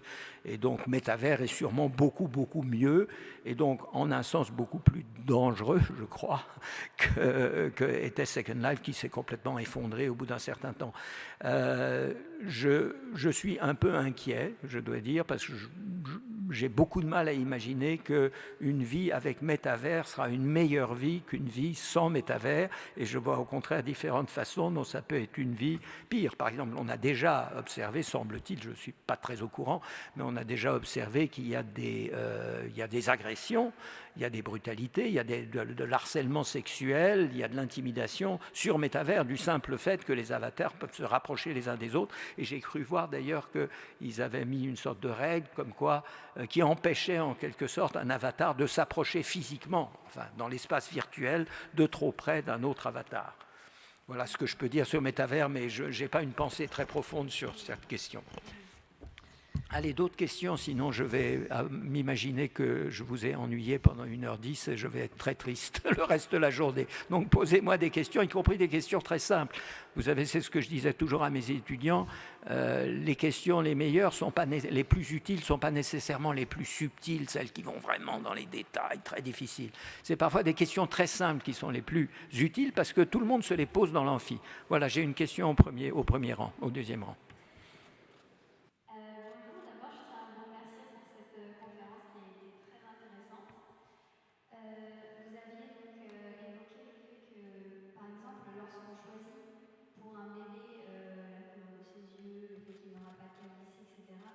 Poser un problème puisque étant un bébé et même avant sa naissance, il ne peut pas consentir ou non à cette prédétermination que les parents lui imposent. Mais en soi, il peut aussi y avoir un danger, pas forcément pour la personne qui va être modifiée, mais aussi pour les personnes qui vont servir à modifier cet enfant. Pour cela, je prends l'exemple de certains trafics qui peuvent se faire pour ensuite améliorer des patients avec des trafics d'organes, etc., ou même des trafics de gamètes féminins ou masculins, par exemple. Oui, merci. C'est une excellente question. D'abord, vous avez introduit une considération à laquelle je n'avais pas pensé, c'est-à-dire l'idée qu'au fond, le bébé ne consent pas. On a fait un choix tout à fait conscient, tout à fait déterminé, pour lui, auquel il n'a pas participé. Donc déjà, ça constitue effectivement, et j'y avais pas pensé, une objection à l'idée de la sélection du bébé. La deuxième chose, vous l'avez dit très bien, et ça j'en avais pas du tout parlé, c'est-à-dire que le bébé devient une marchandise en réalité. Et de même qu'on choisit, et c'est ce qu'on fait constamment en matière animale, on choisit, on sélectionne, ça a été fait depuis des siècles et des siècles, on sélectionne des races particulièrement performantes sur tel ou tel plan. Et donc effectivement, sélectionner des bébés d'une manière ou d'une autre, de manière à les rendre particulièrement opératoires sur le plan physique, sur le plan intellectuel, sur le plan sportif, sur le plan du courage, etc., c'est effectivement complètement choquant. Alors que, mais vous m'avez aidé à faire le lien entre le respect de l'autonomie, c'est-à-dire que le bébé choisit et potentiellement, pas automatiquement, les parents peuvent être de très bonne volonté, ils n'ont pas du tout l'intention de vendre leur bébé ou de quoi que ce soit, ils veulent simplement que le bébé soit aussi grand, aussi beau, aussi fort, etc. que possible. Bien sûr, ça constitue une source très profonde d'inégalité, et en soi, c'est quelque chose qu'on peut réprouver. mais aussi le fait est que le bébé devient, ayant été choisi en quelque sorte comme un modèle de voiture ou comme un cheval de course, devient une chose au lieu d'être un sujet d'une certaine façon. Donc là, il y a effectivement une violation éthique tout à fait fondamentale. Mais je peux vous dire que ça n'arrête pas les gens. Comme vous savez, aux États-Unis, sur Internet, vous le choisissez, votre bébé. Et c'est, pour moi, vieil européen, je peux vous dire que je trouve ça terriblement, terriblement choquant.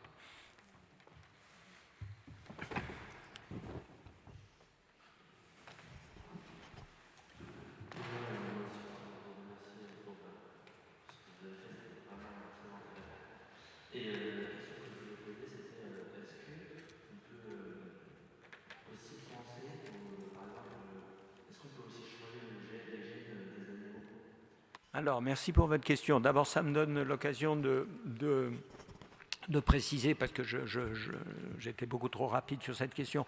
Pour l'instant, la sélection du bébé, elle n'est pas par intervention génique, c'est-à-dire qu'on ne va pas prendre un génome de bébé non né, et s'il n'a pas ce qu'il faut en matière de couleur d'yeux ou de capacité à garder ses cheveux, on ne va pas aller opérer sur le génome in utero, comme on a fait donc pour les jumelles chinoises. C'est pas ça qu'on fait.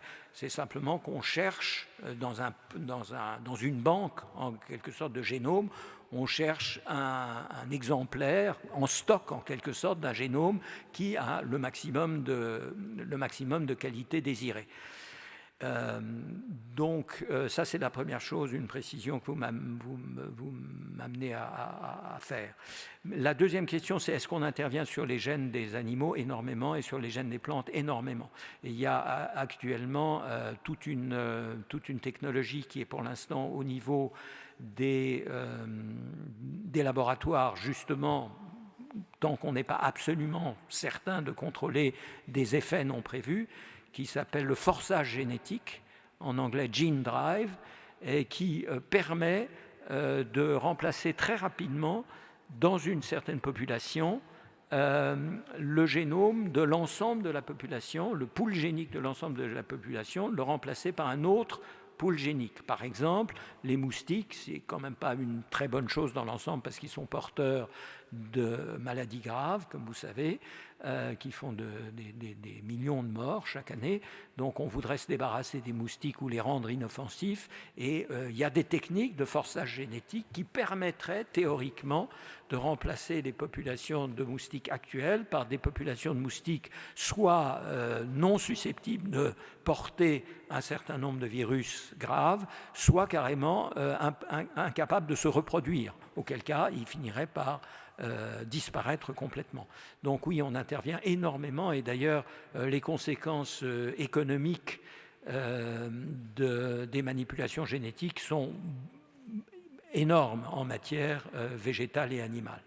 Ma question concerne du coup l'impact environnemental de l'évolution humaine. Qu'est-ce que tout ça, ce que je vais appeler le transhumanisme quelque part, pourrait apporter ou justement enlever à la condition notamment climatique et environnementale d'aujourd'hui?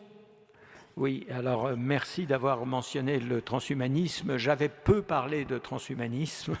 J'avais pas l'intention d'en parler beaucoup, mais j'avais quand même l'intention d'en parler. Malheureusement, c'était dans la fin de mon exposé et j'ai tout simplement passé la slide qui était consacrée à une brève réflexion sur le transhumanisme.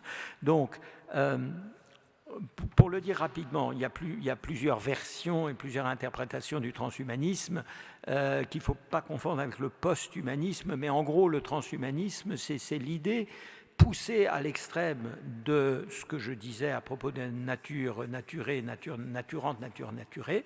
C'est l'idée que l'homme a cette capacité de modifier, de compléter sa nature, et le transhumanisme veut le faire, disons, à l'échelle de l'espèce. Et il dit que c'est une visée parfaitement légitime et qui s'inscrit dans l'humanisme. Donc le transhumanisme pour un certain nombre, dans une certaine interprétation, est bel et bien un humanisme.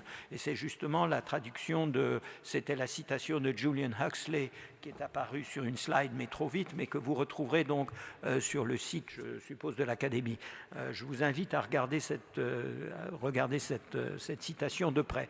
Donc Julian Huxley, qui était d'ailleurs le frère de Aldous Huxley, et le fils de Thomas Huxley, c'est toute une famille de gens tout à fait remarquables, probablement les bons gènes. Donc Julian Huxley, qui a été aussi le premier directeur général de l'UNESCO,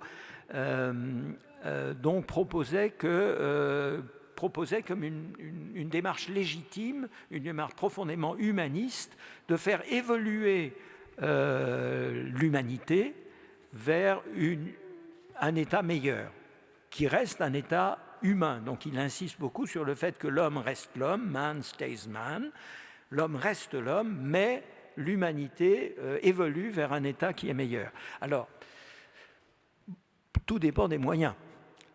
Par exemple, une idée qui va vous paraître très choquante, mais il n'est pas impossible que, disons, la génétique et les sciences cognitives, dans 50 ans ou dans 100 ans, auront des connaissances suffisamment précises sur les bases génétiques de nos comportements moraux pour pouvoir intervenir et faire de nous des gens plus moraux, peut-être en moyenne, etc.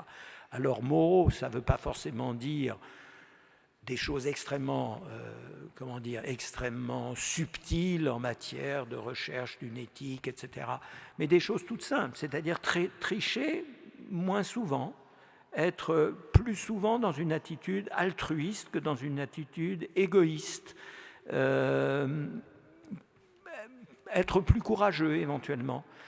Ces attitudes, évidemment, ça nous choque beaucoup parce que justement, nous pensons que ce sont des qualités qui sont entièrement, qui viennent de la partie autonome de notre être, que ça n'est pas déterminé, qu'on ne naît pas, disons, plus ou moins enclin à être coopératif ou plus ou moins enclin à être égoïste. Heureusement ou malheureusement, ce n'est pas entièrement vrai. C'est-à-dire qu'il y a, semble-t-il, bel et bien des composantes innées, génétiquement déterminées à un certain type d'attitude. Nous sommes plus disposés par notre gène à être plutôt coopératifs ou à plutôt l'être moins. Alors bien entendu, nous respectons la liberté humaine et nous allons dire, oui, même si j'ai en moi des pulsions égoïstes, il m'appartient de les dominer. C'est la doctrine constante en philosophie depuis des générations, depuis des siècles.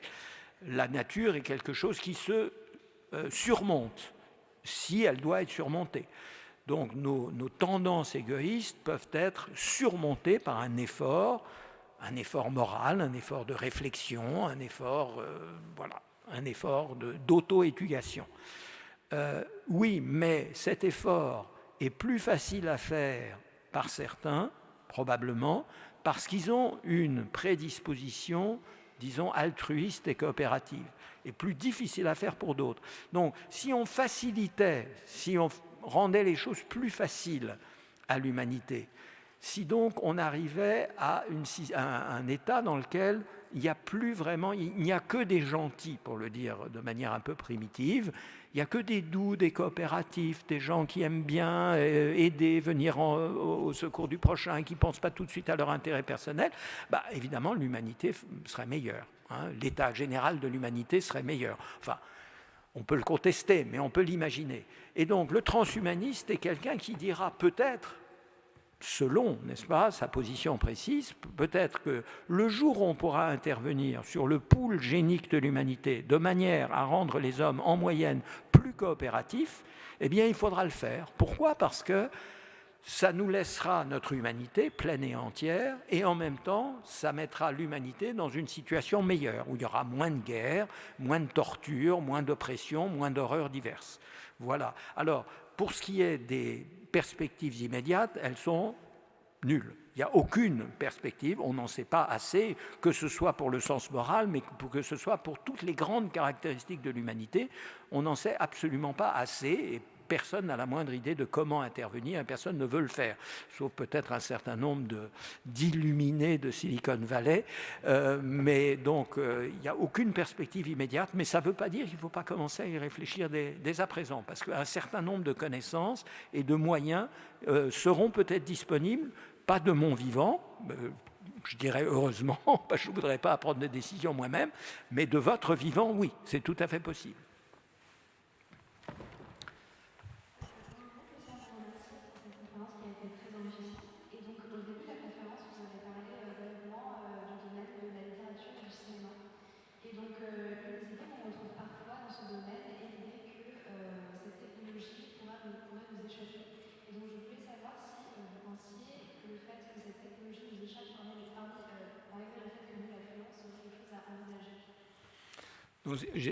Là aussi, mon édition imparfaite fait que, donc, est-ce que finalement la technologie va nous échapper comme il en est souvent question dans des scénarios présentés au cinéma, etc. Il y a deux sens d'échapper. La première qui sont pris très très au sérieux par un certain nombre de gens qui passent par l'intelligence artificielle. C'est-à-dire que l'intelligence artificielle, selon cette façon de penser, va atteindre puis surpasser l'intelligence humaine, et à partir du moment où il y aura un certain nombre de systèmes artificiels intelligents beaucoup plus intelligents que nous, ils vont prendre la commande des opérations. Et nous qui croyons avoir la maîtrise en disant simplement l'image bête qu'on débranche l'ordinateur, mais la technologie aura atteint un point d'évolution, une automatisation, une autonomisation de la sphère des algorithmes telle qu'il ne sera plus du tout question, il n'y aura pas une prise quelque part qu'on débranche. Ces systèmes super intelligents auront trouvé le moyen de la parade contre le fait d'être débranchés. Et bientôt, ils nous réduiront à l'état d'esclaves, en réalité. Alors, il y a une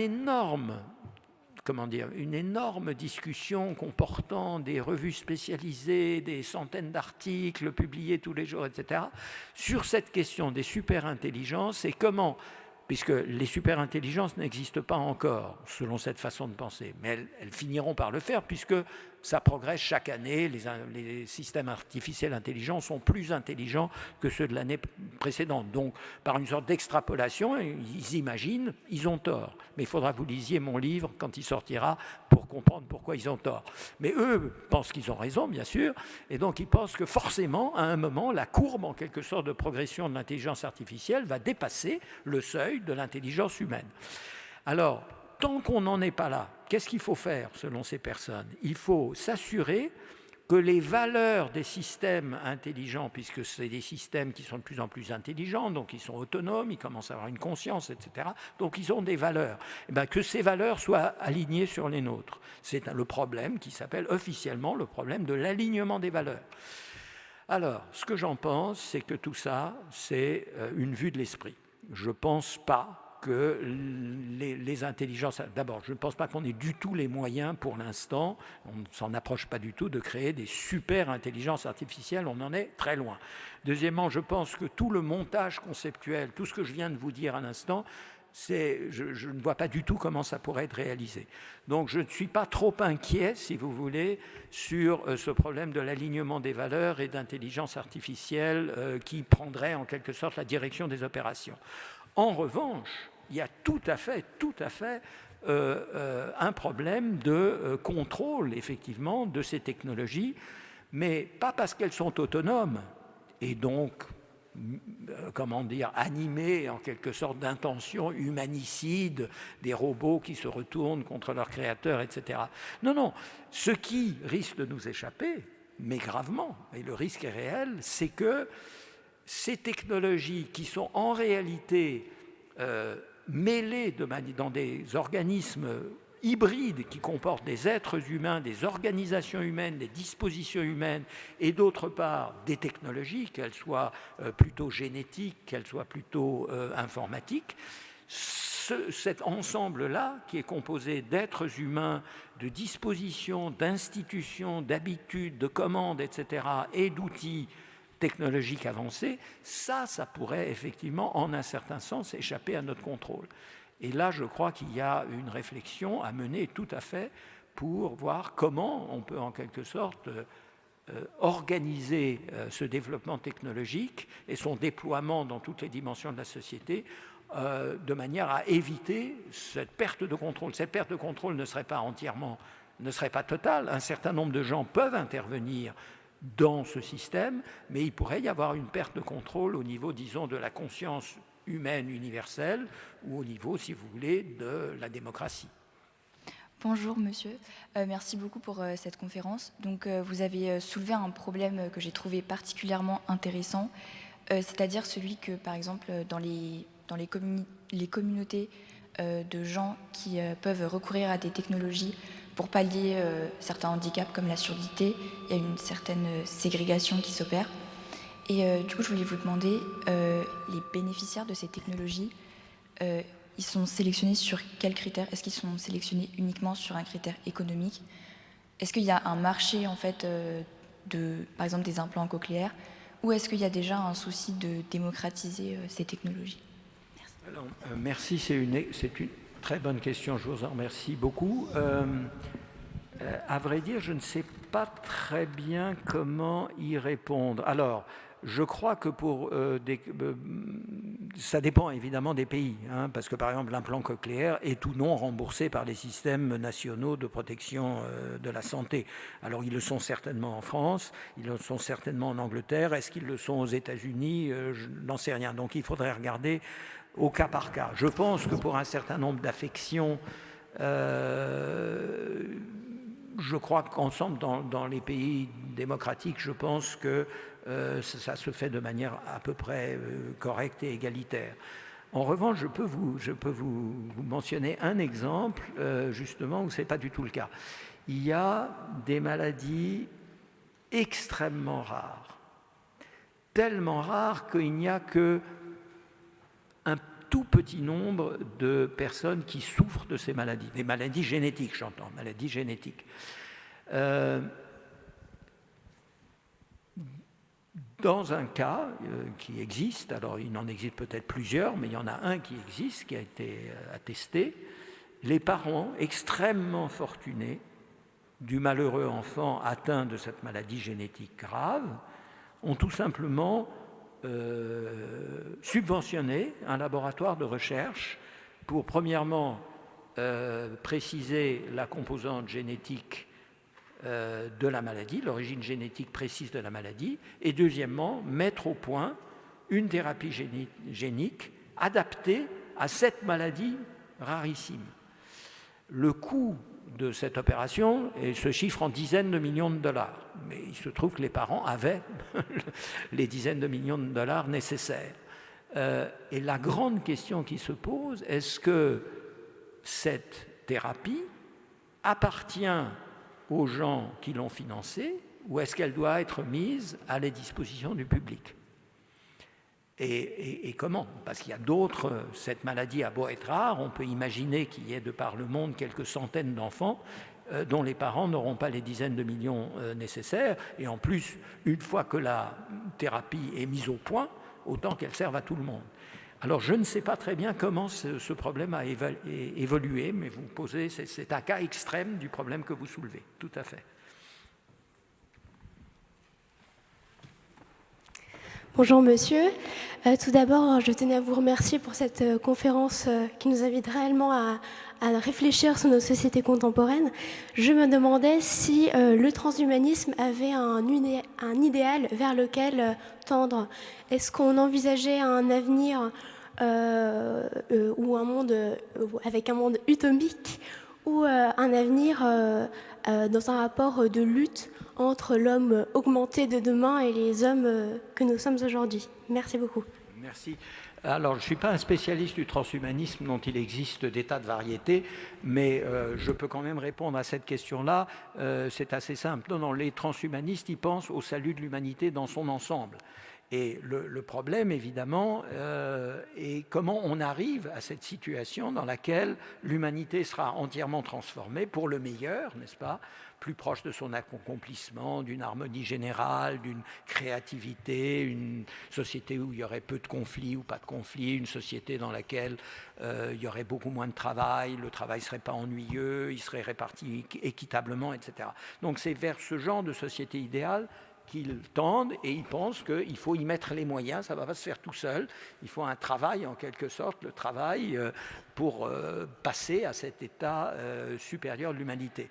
En revanche, il peut effectivement y avoir le danger d'une situation intermédiaire, effectivement, où il y aurait des hommes augmentés, en quelque sorte, qui auraient une sorte d'avantage par rapport au reste de l'humanité qui resterait dans son état actuel. Mais si, par exemple, l'augmentation consistait à améliorer la coopérativité des humains, ils seraient au contraire dans une situation de désavantage par rapport à l'humanité actuelle dans laquelle l'égoïsme et la férocité sont plutôt monnaie courante.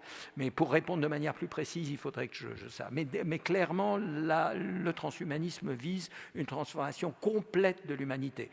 Alors, moi, ça me paraît peu plausible. Techniquement, on n'a pas la moindre idée pour l'instant de toute façon. Et je pense que le problème, au fond, que vous soulevez indirectement, c'est celui de la transition, n'est pas du tout réglé. Comment est-ce qu'on va passer de la situation actuelle à la situation idéale sans traverser une phase qui pourrait être en fait fatale à l'humanité, une espèce de lutte titanesque entre les hommes augmentés et les hommes non augmentés.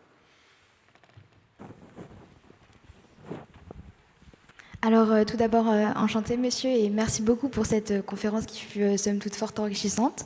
Alors ma question, ça va poser sur le transhumanisme et le rapport aux politiques, dans le sens où j'ai l'impression qu'on pense le transhumanisme donc, du point de vue des démocraties, donc c'est-à-dire dans une optique d'amélioration de la vie de l'homme, de le libérer de ses chaînes, etc.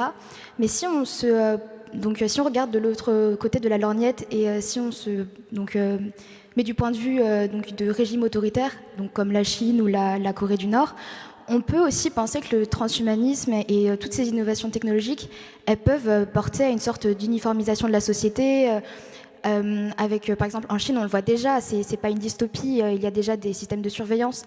Donc, à partir de là, comment est-ce qu'on pourrait essayer de concilier en fait cette vision qui pourrait apporter à nier en fait la condition même de l'homme dans sa nature la plus profonde, si des régimes autoritaires pouvaient en fait s'octroyer toutes ces nouvelles technologies? Merci, c'est une excellente question. Alors, il faut distinguer un peu deux situations. Actuellement, effectivement, les technologies, notamment l'intelligence artificielle, est un instrument qui sert effectivement les objectifs d'un régime autoritaire, pour ne pas dire totalitaire, et l'avènement même dans nos sociétés démocratiques de ce que l'essayiste américaine Zuboff a appelé le capitalisme de surveillance.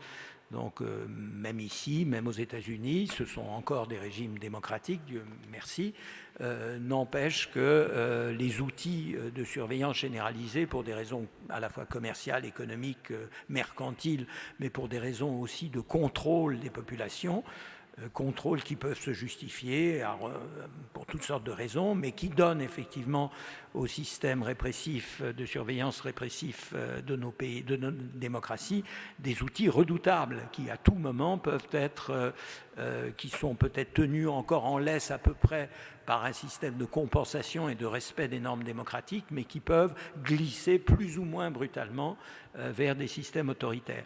Et donc, il n'y a malheureusement pas de solution facile, c'est celle d'une vigilance démocratique extrêmement active.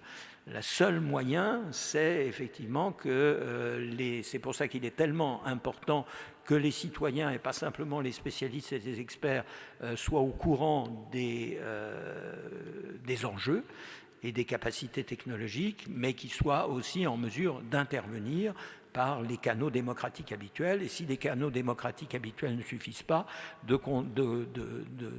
constituer des groupes de pression, des groupes de réflexion qui mettent en évidence ces dangers, mettent en garde contre... Alors par exemple, notre consoeur qui vient malheureusement de mourir il y a 2 jours, Mireille Delmas-Marty, une juriste internationalement connue, était particulièrement attentive à ces questions-là et agissait de multiples façons à toutes sortes de niveaux, locaux, nationaux, internationaux, pour maintenir cette vigilance active, constamment active. Donc la réponse est oui. Alors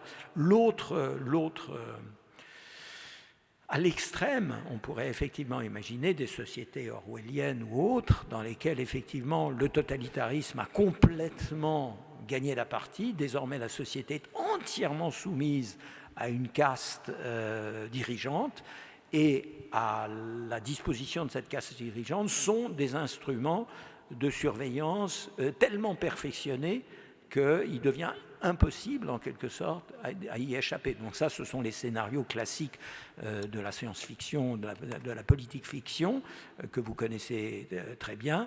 Et tout ce que je peux dire, c'est que j'espère qu'on y échappera quand même, et que même dans la société chinoise, que je ne connais pas particulièrement bien, je lis les journaux sans plus, même la société chinoise contient en elle-même un certain nombre de contre-pouvoirs qui empêche en quelque sorte l'avènement de cette société parfaitement totalitaire au contrôle total.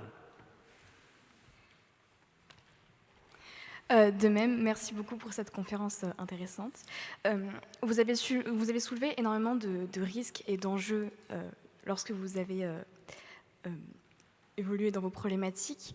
Et ça a été intéressant puisque ça m'a évoqué énormément d'œuvres littéraires et cinématographiques qui sont pour la plupart des dystopies. Et ainsi, est-ce qu'on peut considérer que, pour éviter ces dystopies qui sont ma foi assez effrayantes, est-ce qu'on peut considérer que le meilleur moyen du coup de les éviter, ce serait de prévenir la jeunesse par le biais du coup des dystopies dans, par exemple, le programme de français, etc. Et donc, est-ce que le meilleur moyen d'éviter tous ces risques serait finalement la maturité de la société et la maturité de la jeunesse? Je ne suis pas absolument sûr d'avoir tout compris pour des raisons simplement d'audition. Il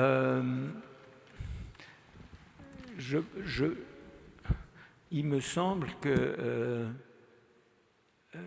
je crois que je suis d'accord avec ce que vous disiez à la fin, à savoir qu'il faut que, dans toute la mesure du possible, la société dans son ensemble atteigne un niveau de maturité suffisant pour prendre conscience et prendre les mesures nécessaires pour éviter donc les dérives, notamment autoritaires, etc.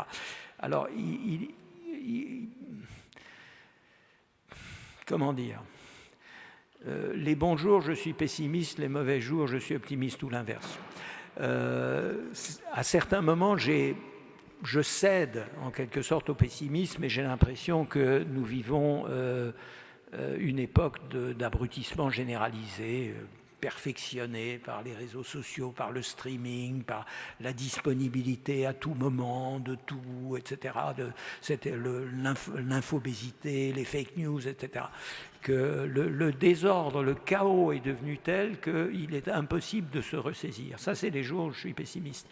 Mais heureusement, il y a des jours où je suis optimiste, et notamment j'ouvre les yeux et je m'aperçois qu'il y a d'innombrables groupes et institutions et clubs et communautés dans lesquels, au contraire, on fait le silence et on essaie de réfléchir aux enjeux, de les étudier de près, de savoir quelles sont les mesures juridiques, institutionnelles, constitutionnelles dans différents pays, où on compare les systèmes, voir que certains systèmes sont plus abrutissants que d'autres, on imagine des mesures, on essaye de les faire passer à différents niveaux. J'ai participé moi-même, par exemple, à la co-organisation de 2 colloques avec un petit groupe qui est c'est juste un exemple, je ne dis pas que c'est le meilleur ou le plus, mais qui s'appelle Le Plus Important et qui travaille, c'est un ensemble en général de jeunes hauts fonctionnaires qui ont décidé de se mettre ensemble, ils sont à peu près 350, et de réfléchir à ces questions, et d'essayer d'étudier les choses vraiment une à une, de manière très précise,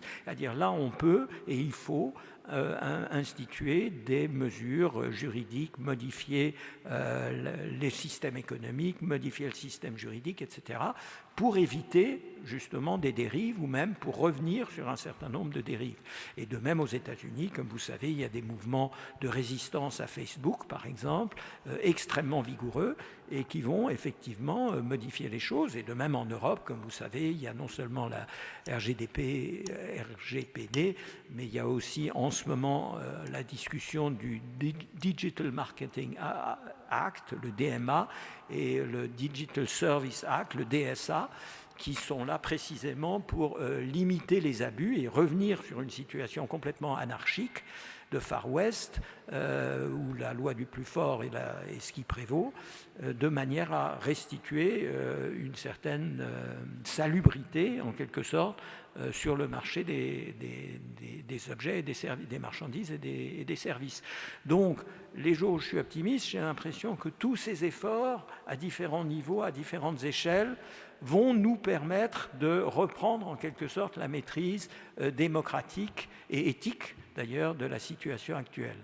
Mais disons que ce n'est pas gagné. Et c'est pour ça que je vous incite à constituer vous-même des groupes de travail, ne surtout pas lâcher dans les années qui viennent. Ça dépend vraiment de vous. Bon, vous êtes seulement 135, ce n'est pas toute la jeunesse française, mais je vous prends comme représentatif de la jeunesse, comme représentant de la jeunesse française. On prend une dernière question. Je me permets de reprendre la parole quant à la 6e grande extinction vers laquelle nous nous tournons, ou du moins nous y sommes déjà, si nous n'y sommes pas déjà, dont les victimes sont également les bourreaux, autrement dit les hommes.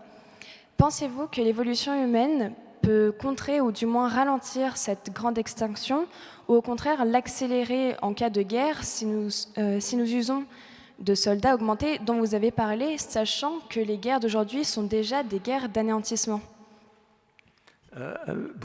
Donc, la grande extinction, c'est quoi? L'extinction de l'humanité, c'est ça? Sous l'effet de... Sous l'effet des hommes. Ah oui.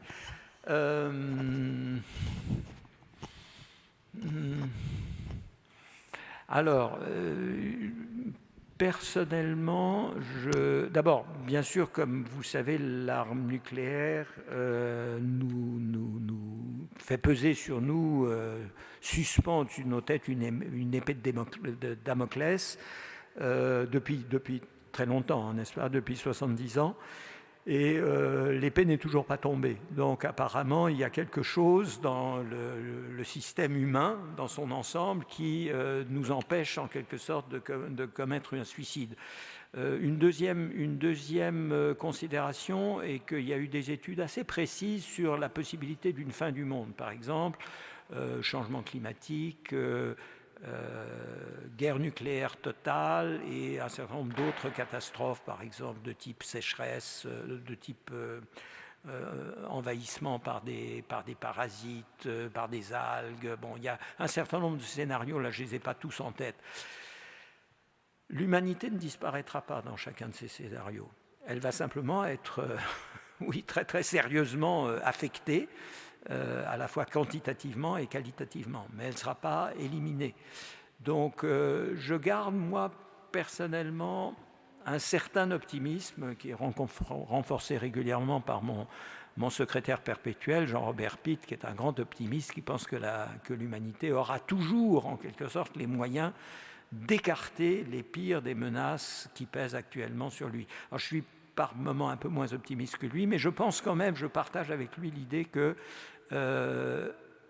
nous n'allons pas à notre perte. En revanche, nous allons peut-être faire de grands malheurs. Ça, c'est bien possible.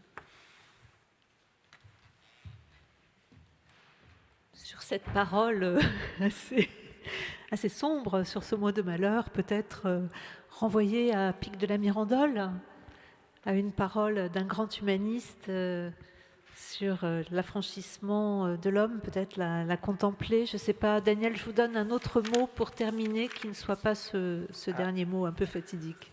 Oui, alors, le mot est facile à trouver, c'est-à-dire que c'est au moment où les choses bougent et au moment où les menaces se précisent qu'on a l'occasion de sortir un petit peu de sa routine, de son fatalisme habituel, compréhensible d'ailleurs. Je veux dire, je ne reproche à personne éventuellement d'être fataliste et de se dire qu'il n'y a pas grand-chose à faire, de baisser les bras.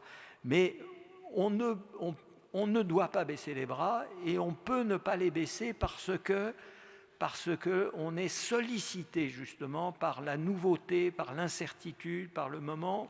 On sent que les choses ne sont pas entièrement déterminées. Je crois qu'il y a eu d'autres périodes de l'histoire, je ne suis pas historien, mais il y a eu d'autres périodes de l'histoire où on avait l'impression vraiment que les choses ne pouvaient pas bouger, qu'au fond la société était dans un état en quelque sorte stable, dans lequel on pouvait à la limite réorganiser un peu son propre destin, faire qu'on soit un peu mieux loti que d'autres en prenant un certain nombre d'initiatives ou se protégeant de certains dangers. Mais il n'y avait pas grand-chose à faire globalement. Au contraire, on est vraiment dans une époque, et je voudrais avoir votre âge, dans une époque formidable au sens où elle est très incertaine. Il y a des menaces, mais il y a aussi des possibilités d'action, il y a des possibilités de prise de conscience. Personne ne peut se dire « oh ben non, ça marche pas mal, on va faire comme avant ». Il y a quelques personnes qui sont dans cette situation-là, mais massivement, la conscience, je crois, commence à venir à beaucoup de gens qu'on est dans une situation où on peut changer les choses, on doit les changer. Alors c'est quand on doit les changer qu'on peut les changer et qu'on les change effectivement. Et donc je compte sur vous, pour prendre les choses en main. Merci beaucoup Daniel.